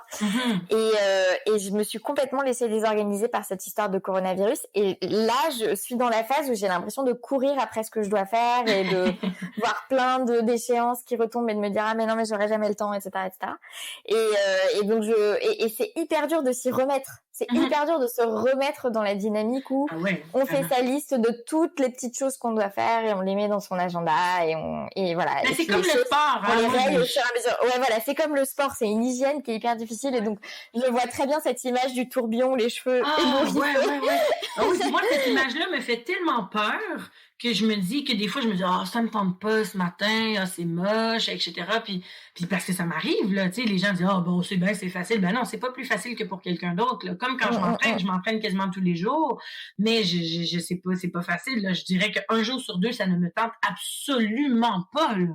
De faire mon sport, mais l'idée parce que moi quand je fais pas mon sport c'est un peu la même chose, je me sens lourde, je me sens il y a rien qui me tente, tu sais, c'est vraiment un boost d'énergie pour moi et donc quand je pense au négatif associé à mon manque de rigueur, ça prend le dessus, tu sais, c'est pour moi le reste prend là-dessus, mais je sais que c'est pas facile, c'est pas Et donc cette rigueur, que ce soit enfin voilà, ces tenues de journal, ça permet le partage, le fait d'aller chercher du partage entre les pairs aussi. Je vous rejoins complètement là-dessus. Et d'ailleurs dans les formations Fleur d'avocat, il y a des échanges. Enfin, c'est conçu pour qu'il y ait des échanges entre pairs, et c'est aussi quelque chose que mes clients remontent comme étant vraiment quelque chose de très positif, quoi, parce que ça permet de sortir de l'isolement, etc.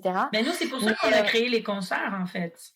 Ouais, bah alors vous allez vous allez m'en parler, ouais, voilà, exactement. Mais j'allais dire, donc on a parlé plus de la confiance en soi au niveau des tâches, au niveau des dossiers qu'on prend et de sa progression.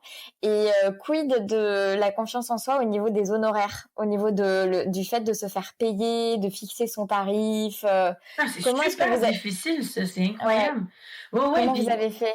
ben j'ai vraiment là, il faudrait que je me replonge dedans là, mais ah non, c'est super difficile. Je, je, je me souviens d'avoir trouvé ça. Je pense que j'ai trouvé ça moins difficile. Je pense que la difficulté s'est dissipée plus vite que d'autres. J'ai encore des amis qui disent ah je trouve ça difficile. Même mon conjoint qui est un avocat d'expérience, qui a certains dossiers qu'il doit charger à l'heure parce que d'autres dossiers qui est plus à forfait ou statut d'employé, etc. Il dit oh là là, moi ça me tente pas de facturer, je me sens mal, je révise toujours mes factures. Mais moi je l'ai plus ce problème-là. Je l'ai plus maintenant. Parce que, puis peut-être que ça, je vais commencer à dire pourquoi je l'ai plus maintenant, ça va peut-être nous amener à comment j'ai géré ça au début. Je l'ai moins maintenant parce que maintenant, je suis assurée que la manière dont je pratique le droit avec mon équipe est tellement particulière, unique, spéciale, humaine, que je le sais que ce que je charge est très peu cher pour ce que je donne en ce moment. Parce que je suis complètement alignée avec ma vision, avec mes valeurs, avec ce qui me fait vibrer, avec comment je pratique le droit.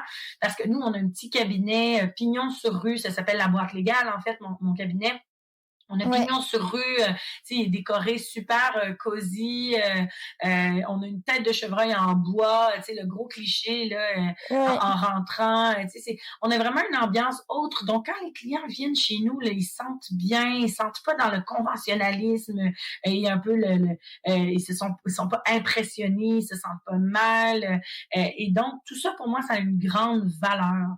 Et donc, je crois que... Et donc, c'est venu avec la conscience et la confiance dans le fait que ce que vous offrez, ça a beaucoup plus de valeur que ce que vous faites payer, en fait. Oui, exactement. Le sentiment d'en donner largement pour ce que le client en a et ce qu'il perçoit. Oui.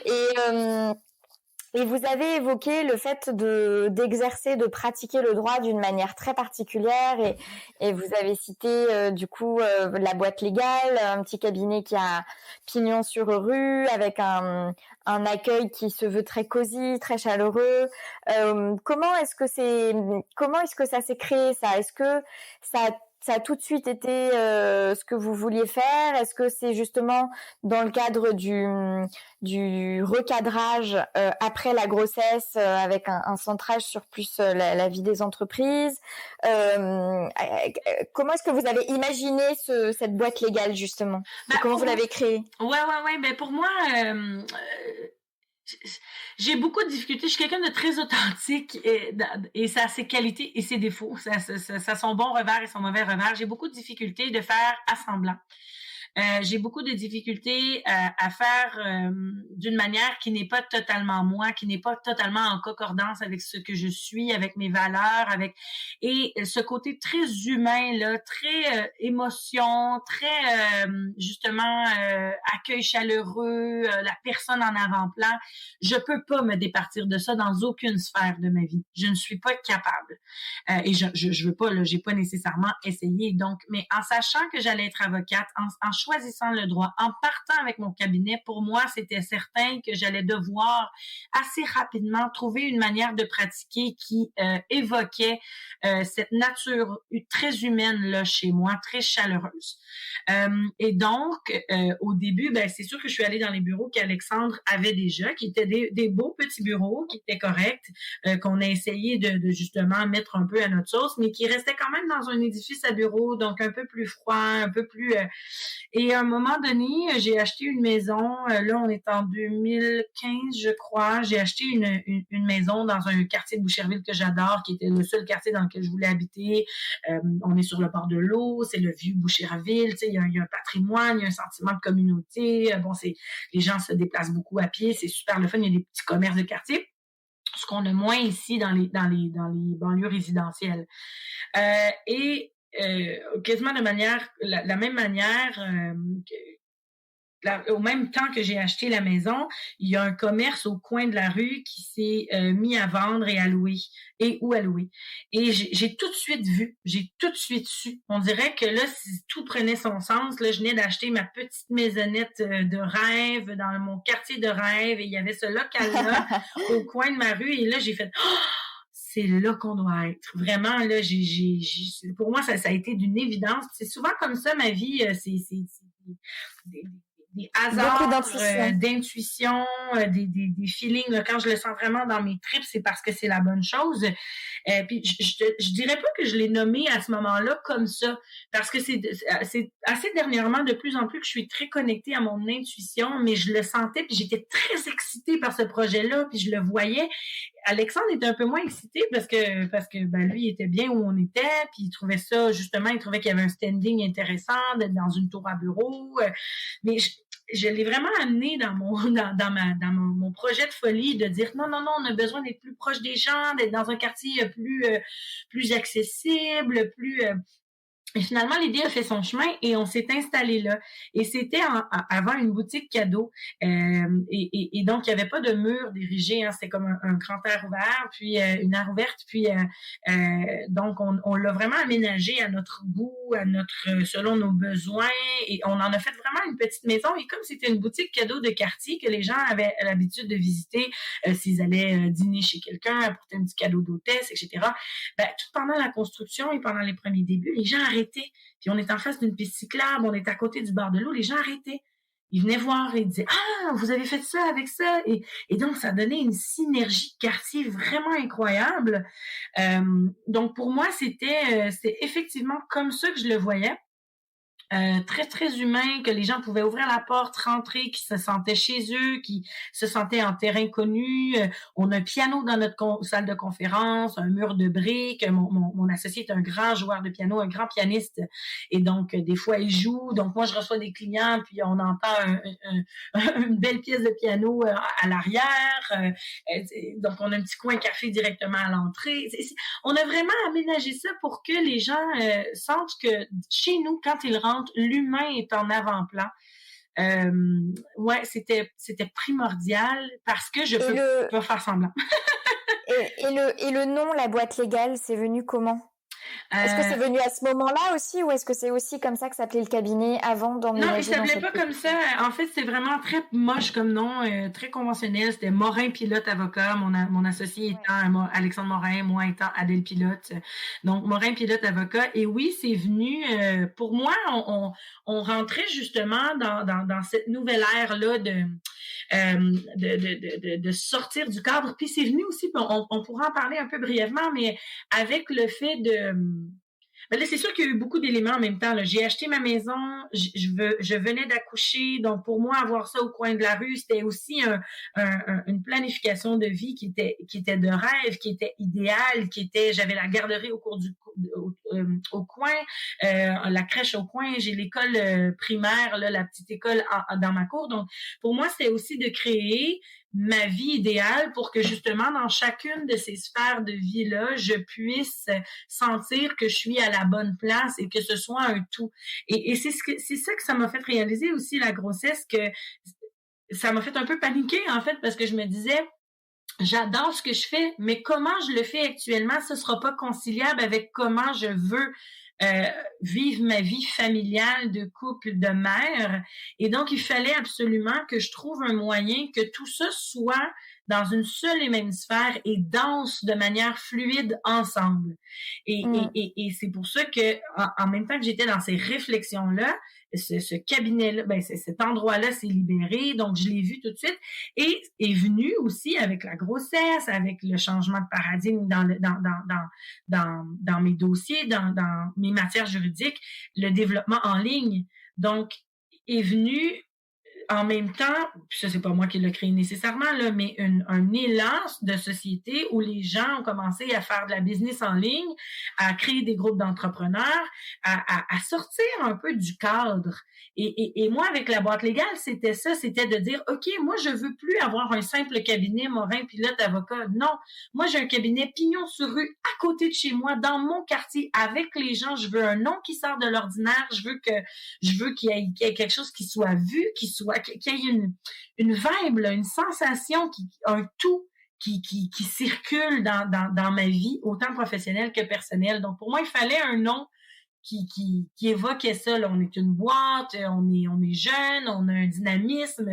Tu sais, ouais. Et donc, l'objectif, c'était vraiment... J'essaye de joindre les deux bouts entre le cabinet de quartier qui a pignon sur rue, qui est accueillant, etc. et la vie et un positionnement plutôt, en tout cas par rapport à vos dossiers, plutôt droit des entreprises. Est-ce que l'idée c'était de faire une boîte légale qui soit ouverte à tout type de clientèle, c'est-à-dire tant des particuliers pour des problématiques de droit, de la famille, et nous, aussi pour les entreprises. Venez dans notre boîte, vous trouverez tout ce qu'il vous faut. C'était ça le côté humain. C'est venez dans notre boîte, on vous prend par la main. Venez dans notre boîte, on vous accompagne. Parce que mon associé, lui, fait tout ce qui est civil et droit de la famille.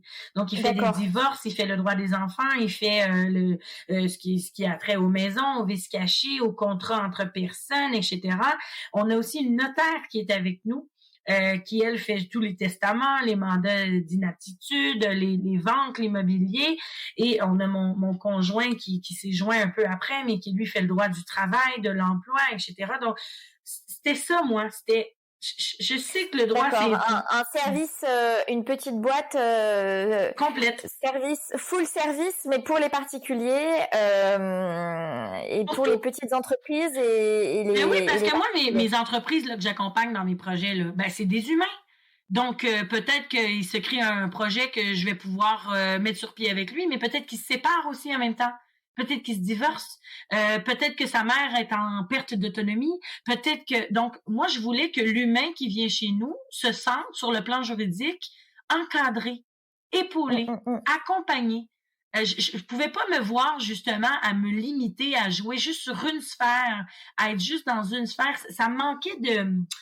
Le droit, là, c'est tellement inaccessible pour les gens, pour les citoyens, c'est tellement épeurant que s'il faut qu'on se lie de confiance avec une nouvelle entité, puis un nouveau professionnel à chaque étape de notre vie juridique, personnelle, professionnelle, etc., pour moi, c'est un non-sens. Ouais, bah alors ça je pense qu'il y a plusieurs écoles. Il y a une bonne interview sur Fleur d'Avocat de Mathieu Davy Oui, oui, qui oui. fait de la et lui au contraire, il fonctionne vraiment. Il est très dans sa niche et il fonctionne avec des best friends et en fait les dossiers où il sous-traite certaines parties des dossiers, où il envoie ses clients vers des confrères de confiance. Et en fait, la confiance, vous qui vous intéressez à la psychologie, vous devez savoir que la confiance est transitive. Et donc, en fait, un client à qui on dit, ça, c'est pas de mon domaine de compétence et c'est pas ce que je fais, mais Oui, par mais contre, je te je vous recommande. arrête là. Je vous arrête tout de suite parce que en fait, moi, c'est exactement ce que je fais, sauf qu'à l'interne. Mais j'en ai Voilà, beaucoup aussi c'est juste des. que vous le faites exactement, vous le faites en interne, mais c'est une configuration, c'est des configurations différentes, mais c'est cette même idée. J'ai l'impression qu'en fait votre projet il est énormément parti du lieu en fait. J'ai presque l'impression que cette espèce de Ben petite oui, puis maison a c'est été drôle. le point de départ Ouais, ouais, ouais, mais de c'est ce drôle côté. que vous On dites est ça là parce et que. on est votre boîte à outils. Ouais, ouais, ouais, c'est drôle ce que vous dites parce que oui et non, dans le sens qu'il s'est matérialisé en fonction du lieu. Mais je l'avais aussi beaucoup avant. Parce que ce que vous dites avec Mathieu Davies, justement, je l'ai écouté cette partie-là. Moi, nous, on l'avait avant. Dans l'autre place, on avait une notaire, cette même notaire-là, qui avait un pied à terre, mais qui était pas toujours avec nous. J'avais Alexandre qui faisait, tout ce qui est civil personne. J'avais moi qui faisais l'entreprise. J'avais une fiscaliste à l'externe, etc., etc. Donc, je l'avais. Et là, ça a été de le matérialiser, de le consolider dans un seul et même lieu où il y a une énergie qui circule et qui se partage. Mais ceci étant dit, c'est drôle que vous le nommiez parce que là, avec le coronavirus, j'en ai parlé à mon associé la semaine dernière, j'ai comme eu un flash incroyable parce que j'ai une collègue, moi, avec qui je travaille, qui est en externe, OK? Qui elle, a son bureau, elle est freelance, elle est toute seule et je sous-traite des parties de dossier parce que elle a une notion fiscale que moi, je n'ai pas et que je veux pas avoir, etc. Et que ça fait longtemps que je lui fais des petites blagues. Je dis, j'ai dit, tu vas venir à la boîte légale, tu vas venir à la boîte légale. Parce qu'on aimerait beaucoup l'avoir dans l'équipe, mais elle habite un peu plus loin. Et là, elle vient d'accoucher la semaine dernière de son deuxième enfant. Elle se pose beaucoup de questions. Elle s'est engagée un coach en droit pour savoir comment elle allait faire le retour. Et je lui ai comme dit spontanément, pourquoi tu serais pas dans notre équipe, mais à distance? Et là, en ce moment, dans notre réseau, puis on faisait des blagues avec mon conjoint, on disait, on pourrait actuellement habiter en Gaspésie, là, qui est à 12 heures d'ici, et on ferait la même chose. On a une belle synergie d'équipe parce que 2 fois par semaine, on se fait une rencontre Zoom. Je rencontre mes clients à distance. Je fais tout à distance. Donc, on pourrait décloisonner et tout de même être la boîte légale avec notre vision, notre mission, notre passion commune, mais en n'étant pas dans un lieu physique nécessairement. Donc, et là, je suis en train, puis j'ai une amie en ce moment qui a toujours voulu être entrepreneur, elle a essayé, ça n'a pas trop fonctionné, là, elle aime pas trop son emploi. Je lui ai proposé aussi. Je lui ai dit, pourquoi tu considérerais pas de continuer? Tu payes un frais fixe pour te joindre à la boîte, te joindre au nom, tu paies ton installation du réseau, tu payes un coût supplémentaire si tu veux bénéficier des services de notre adjoint. Tu peux payer même un coût supplémentaire si tu veux avoir accès à une salle de conférence et à notre structure. Donc, on aurait différents forfaits. Et tu pourrais faire partie du nom de la bannière boîte légale. Tu serais affiché sur notre site Internet, etc., etc., mais sans être sur le lieu physique. Oui, en fait, ça devient ça devient un réseau presque d'avocats. Mais sous une même bannière. Ouais, sous une même bannière, voilà. Mais je trouve ça super intéressant. Donc, moi, le coronavirus m'a comme amené ça, de dire, moi, j'ai toujours voulu une grande équipe. J'ai toujours voulu, justement, consolider ce que je fais déjà naturellement. Comme je vous disais, j'ai une fiscaliste, j'ai une criminaliste que je réfère toujours au même, une comptable, etc. Et là, ce réseau-là pourrait se consolider sous une même bannière. Donc, ajouter un élément de confiance de plus que moi, je trouve important. Mais sans nécessairement avoir toute cette gestion-là du lieu, de l'espace, des ressources humaines. En tout cas, je trouve que c'est ça nous amène à réfléchir sur différentes formules qui, dans le fond, peuvent se matérialiser super aisément, là.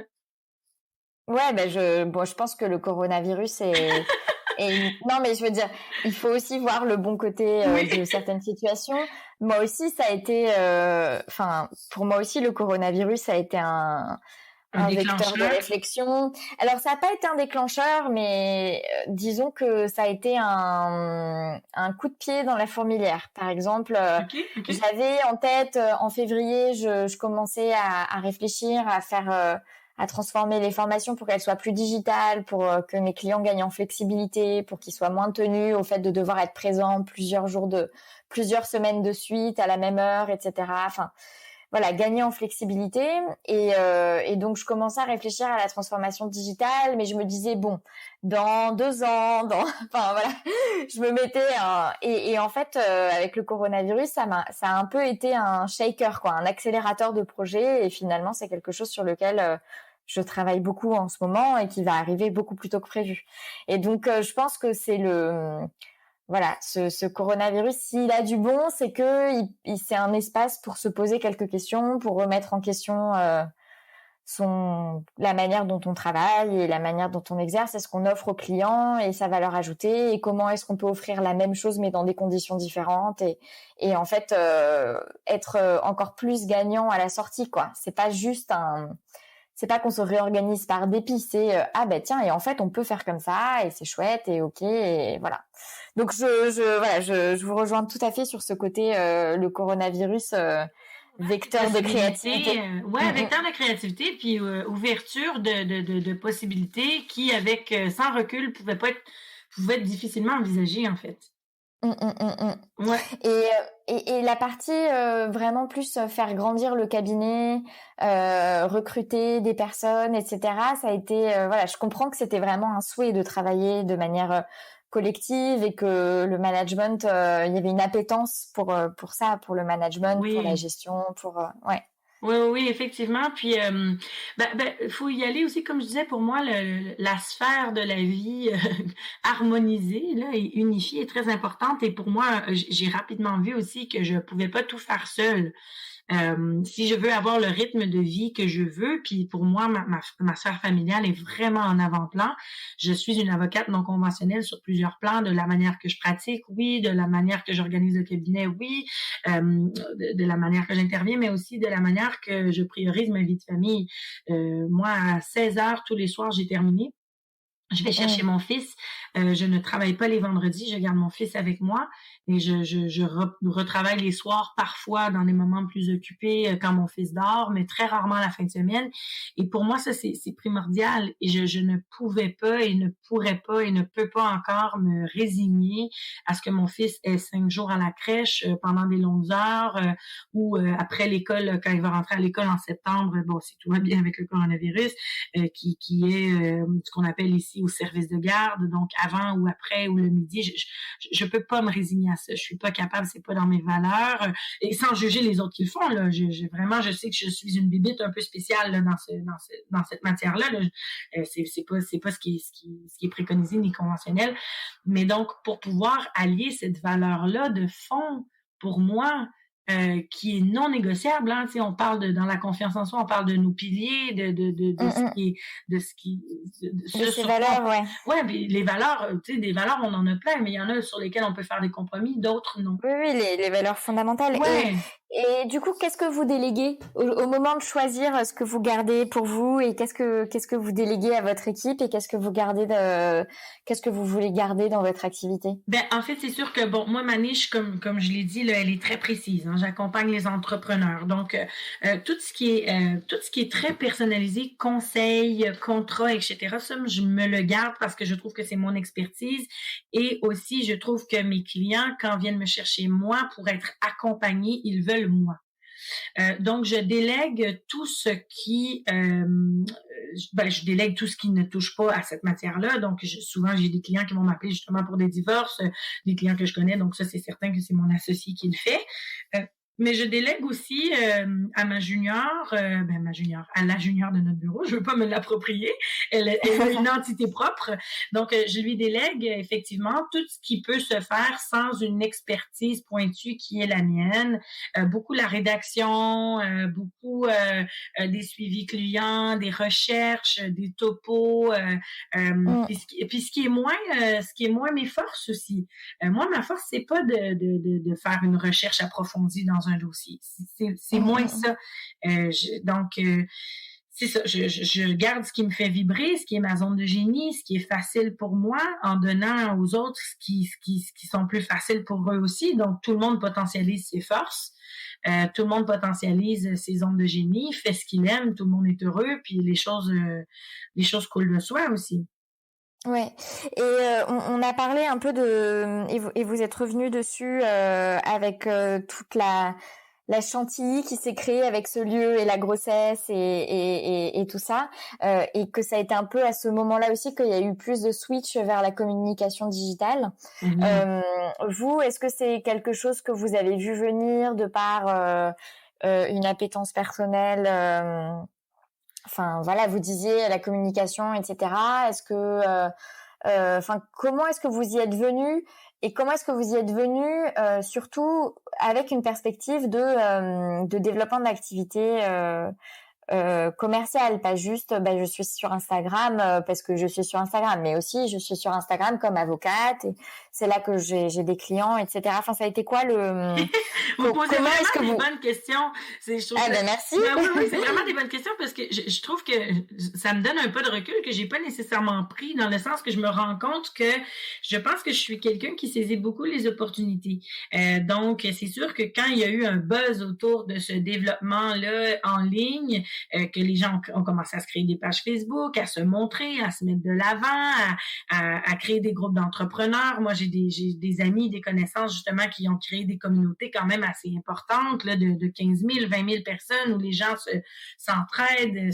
Et donc, je pense que je suis embarquée dans ce mouvement-là parce que pour moi, encore là, l'idée de l'humain, de se mettre de l'avant, de se faire connaître et choisir pour les bonnes raisons, de se rassembler, de s'aider, de partager, de s'inspirer, c'est quelque chose de vital. C'est un besoin vital pour moi.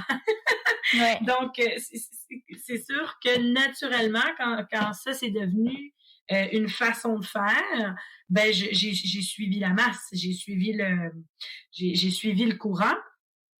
Et aujourd'hui, c'est quoi sur quels réseaux sociaux est-ce que vous êtes présente? Comment est-ce que vous utilisez chaque réseau social? Est-ce que voilà, c'est quoi votre recette secrète d'utilisation des réseaux sociaux pour développer votre clientèle? En fait, c'est drôle parce que j'ai commencé à l'utiliser. J'ai commencé à l'utiliser beaucoup justement dans les groupes d'entrepreneurs parce qu'on s'entend que moi, les entrepreneurs, c'est ma niche, ce sont mes clients. Donc, je me disais que plus j'étais présente, généreuse, investie, plus on me connaîtrait, plus on viendrait vers moi si on avait des questions et donc pour des mandats éventuels. Et ensuite, j'ai eu un projet plutôt personnel qui était d'écrire un livre. On m'a proposé ce projet-là. Et donc, j'intervenais beaucoup dans les groupes justement d'entrepreneurs. Et là, à un moment donné, il a fallu que je fasse un peu de la promotion plus dirigée pour mon livre, mon projet, que je m'affiche un peu autrement. Et c'est là que j'ai créé une page Facebook d'auteur et où là, je partageais tout. Je partageais ma vie. Tu sais, je partageais autant mes réussites professionnelles, mes constatations personnelles, mes réflexions, ma vie familiale pour justement... Et ça a fait en sorte que les gens ont vu toutes les facettes de ma vie et ça a donné un bon boost aussi, en fait, à l'avènement de la clientèle. Parce que, on le redit, on l'a dit tout à l'heure, les gens veulent choisir un avocat pour son expertise, mais veulent choisir un avocat parce qu'ils ont confiance, parce qu'ils aiment la personne, ils aiment la personnalité. Puis moi, je le dis souvent dans mes formations, c'est important de magasiner son avocat parce que moi, je pourrais ne pas convenir à quelqu'un, je pourrais convenir à quelqu'un, et c'est important de trouver ce match-là. Donc moi, j'ai décidé d'être complètement transparente sur qui je suis, sur comment je fais mes choses, et donc sur Instagram et sur Facebook au niveau personnel et professionnel, sur ma page d'auteur, je publiais beaucoup. Et là, assez dernièrement, ces pages-là se sont changées en l'autre projet qui était les concerts, parce que c'est ça, je me suis rendu compte, je passe beaucoup de temps sur les réseaux sociaux, dans le fond, à partager mes passions, mes peines, mes joies, mes réussites, mes défis, mes réalités. Donc, je m'expose sur les réseaux sociaux parce que j'aime ça, parce que je le fais naturellement, parce que je vois que ça m'apporte de la clientèle, que ça m'apporte du roulement. Mais je le faisais pas comme de manière précise et dirigée. Je le faisais un peu dans le vide parce que, à un moment donné, mon livre, il est écrit, il est sorti, bon, il s'est vendu, là, c'est plus une nouveauté. Donc, je le faisais vraiment comme par pur plaisir. Et avec ça, je me suis mis à recevoir beaucoup de messages de Ah, Adèle, écoute, moi je suis une avocate, ou je suis une étudiante en droit, ou je suis une notaire, ou je suis une maman, ou je suis bon. Et comment tu fais? Tu as l'air de concilier les différentes sphères de ta vie, tu as l'air de vivre une vie qui te ressemble, t'as l'air de. Donc j'avais beaucoup de questions sur comment, sur on te suit, on aime ton côté écolo, on aime ton côté professionnel, on aime ton côté gestionnaire. Chacun avait des une partie de ce que j'exposais qui fait partie de ma personnalité qui l'interpellait. Et là, moi, j'aurais aimé ça aller prendre un café avec chacune de ces personnes-là qui me demandaient un peu conseil, qui me demandaient un peu comment, qui me demandaient, mais faute de temps, ce n'est pas possible. Et de là est venue l'idée des concerts et donc de m'afficher de la même manière sur les réseaux sociaux, mais dans un but précis qui est d'accompagner les professionnels du droit, les professionnels point, les femmes, les mères, dans se créer une vie et une pratique à leur image. Et donc, de continuer le même discours, la même façon de m'exposer, le même partage, la même communauté, mais avec un but précis qui est de s'accompagner l'une l'autre et d'expliquer mon comment. Je me crée une vie à mon image et ça s'est manifesté avec Joanie Lalonde-Picharski, qui est une notaire qui a les mêmes visions, valeurs, rythmes de vie un peu hors cadre, non conventionnel que moi en tant que notaire. Et c'est pas la notaire qui travaille dans la boîte légale, c'est une autre notaire. Ouais, c'est une autre notaire qui, en fait, justement, les réseaux sociaux nous ont mis en contact. On naviguait toujours l'une près de l'autre. Elle me suivait, je la suivais.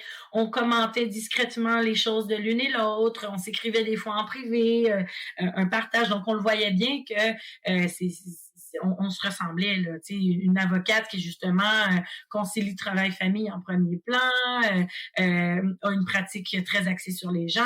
Elle aussi, c'était les mêmes choses. Donc, on se reconnaissait l'une dans l'autre et on se sentait moins seul.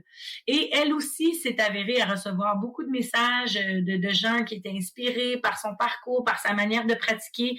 Et donc, c'est devenu pour nous clair, net et précis qu'on devait unir nos voix, V-O-I-X et V-O-I-E-S, pour justement démontrer que c'est possible de pratiquer autrement et de faire en sorte que toutes les différentes sphères de notre vie sont un bel amalgame selon nos valeurs et ce qui nous fait vibrer. Et on a une belle réponse.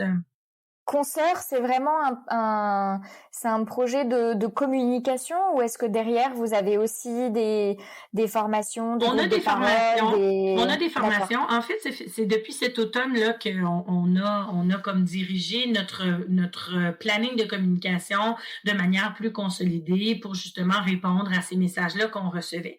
Et en fait, au mois de mars, tout était prévu pour un lancement en grand. On avait une grosse conférence devant 150 avocates de prévu, justement sur comment pratiquer le droit, comment et pourquoi pratiquer le droit autrement.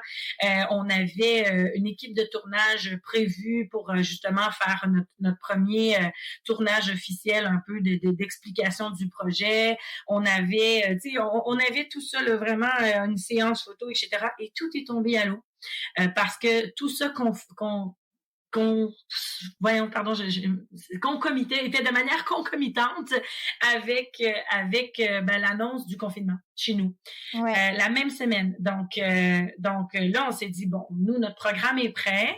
En fait, notre premier programme avec les consoeurs, c'est Trouve ton rythme. Parce que c'est vraiment ça qui revient le plus de nos consoeurs, notaires et avocates qui se disent incapables de concilier les différentes sphères de leur vie, de trouver un rythme qui leur convient à elles selon leurs valeurs, selon leurs envies, selon leurs besoins, selon les besoins de leur famille, dans ce qui nous est imposé dans le monde du droit. donc une pression, une compétition, des longues heures, un niveau de performance, un niveau, tu sais. Donc nous, on a réussi à se sortir de ce rythme-là, à le faire d'une autre manière et à bien en vivre quand même, parce que c'est important de le mentionner aussi, parce que il y a des gens qui pourraient dire, bah oui, ok, je peux changer ma pratique, mais je vais faire 18 000 par année, tu sais. Donc, on a réussi à se créer des modèles pour nous-mêmes qui convenaient à tout niveau, donc au niveau de la famille, au niveau du travail, au niveau de nos valeurs, au niveau financier. Et donc, on a un programme qui s'appelle Trouve ton rythme, qu'on accompagne, dans le fond, les avocates, les notaires et autres professionnels si elles le veulent. C'est sûr que pour le moment, notre langage est plus axé sur le juridique, à trouver le rythme. Donc, on partage ce qu'on aurait aimé savoir, nous, il y a 5, 6, 7 ans. On partage nos raccourcis, on partage nos trucs, on partage c'est ça, on donne des outils. Et donc, on était supposé de lancer ça en grand, mais on s'est dit, ben là, non, c'est pas ça que nos consoeurs ont besoin.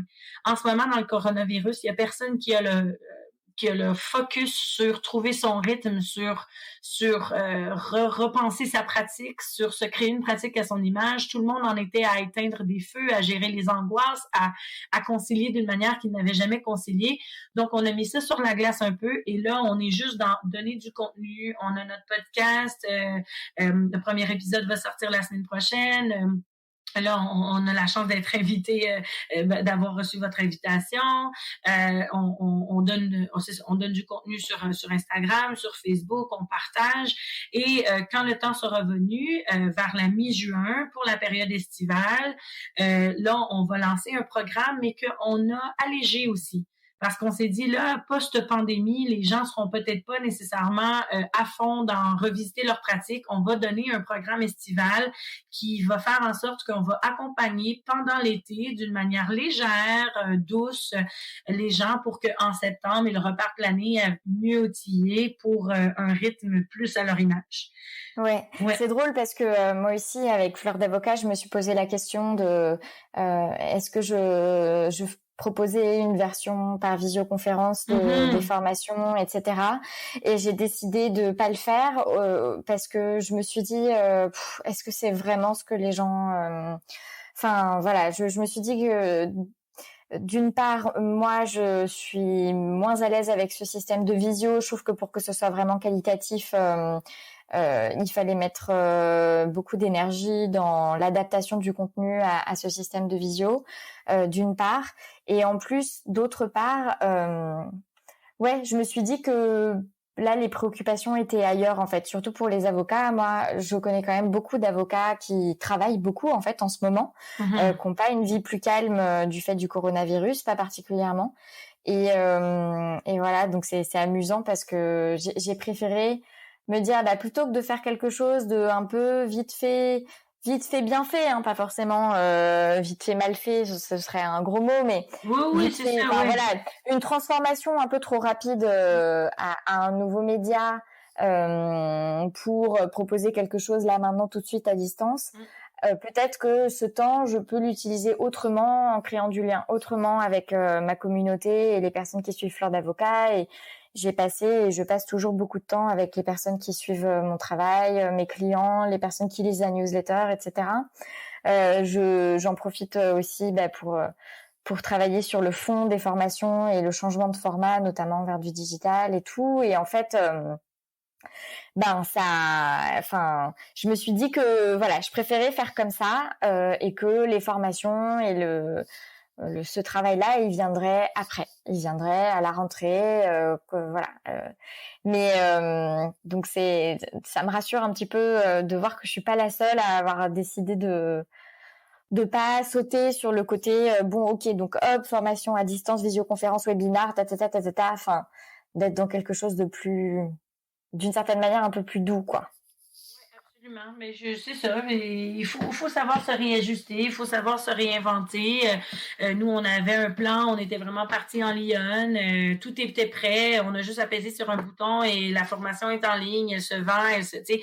Mais c'est pas ça. Puis c'est quoi le but de notre mission? Le but de notre mission, c'est de se rassembler, c'est de créer une sororité professionnelle, c'est de se sentir moins seul, que nos consoeurs se sentent moins seuls, qui trouvent écho à ce qui crie peut-être à l'intérieur de leur ventre, parce qu'ils voudraient faire autrement, mais ne savent pas comment, par où commencer. Donc, notre mission, c'est d'offrir ce que nos consoeurs ont besoin. Donc, on va s'ajuster à la réalité.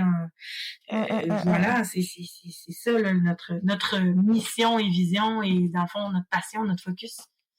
Ouais. Et du coup, quels sont vos projets pour consoeurs, on a bien compris, mais comment est-ce que vous envisagez votre exercice, notamment avec la boîte légale dans les années qui viennent ou dans les mois qui viennent? Alors j'ai bien entendu une réflexion autour d'un réseau moins centralisé dans le quartier de Boucherville dans lequel vous résidez et dans lequel la boîte légale a pignon sur rue, peut-être un format un réseau un peu plus élargi et distancié de par les capacités de travailler à distance.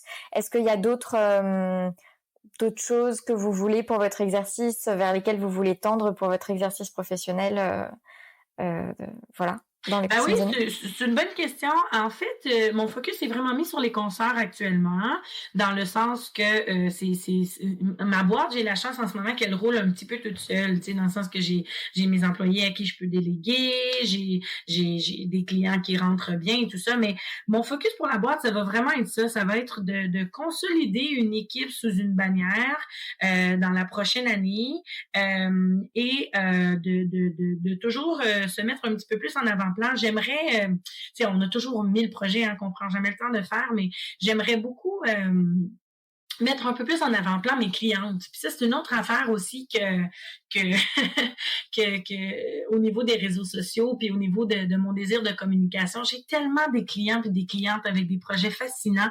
Ça fait longtemps sur ma page pro Facebook de la boîte légale que j'aimerais prendre le temps de faire des entrevues avec eux, un peu de fond sur leur mission, sur leur vision, même sur les membres de mon équipe.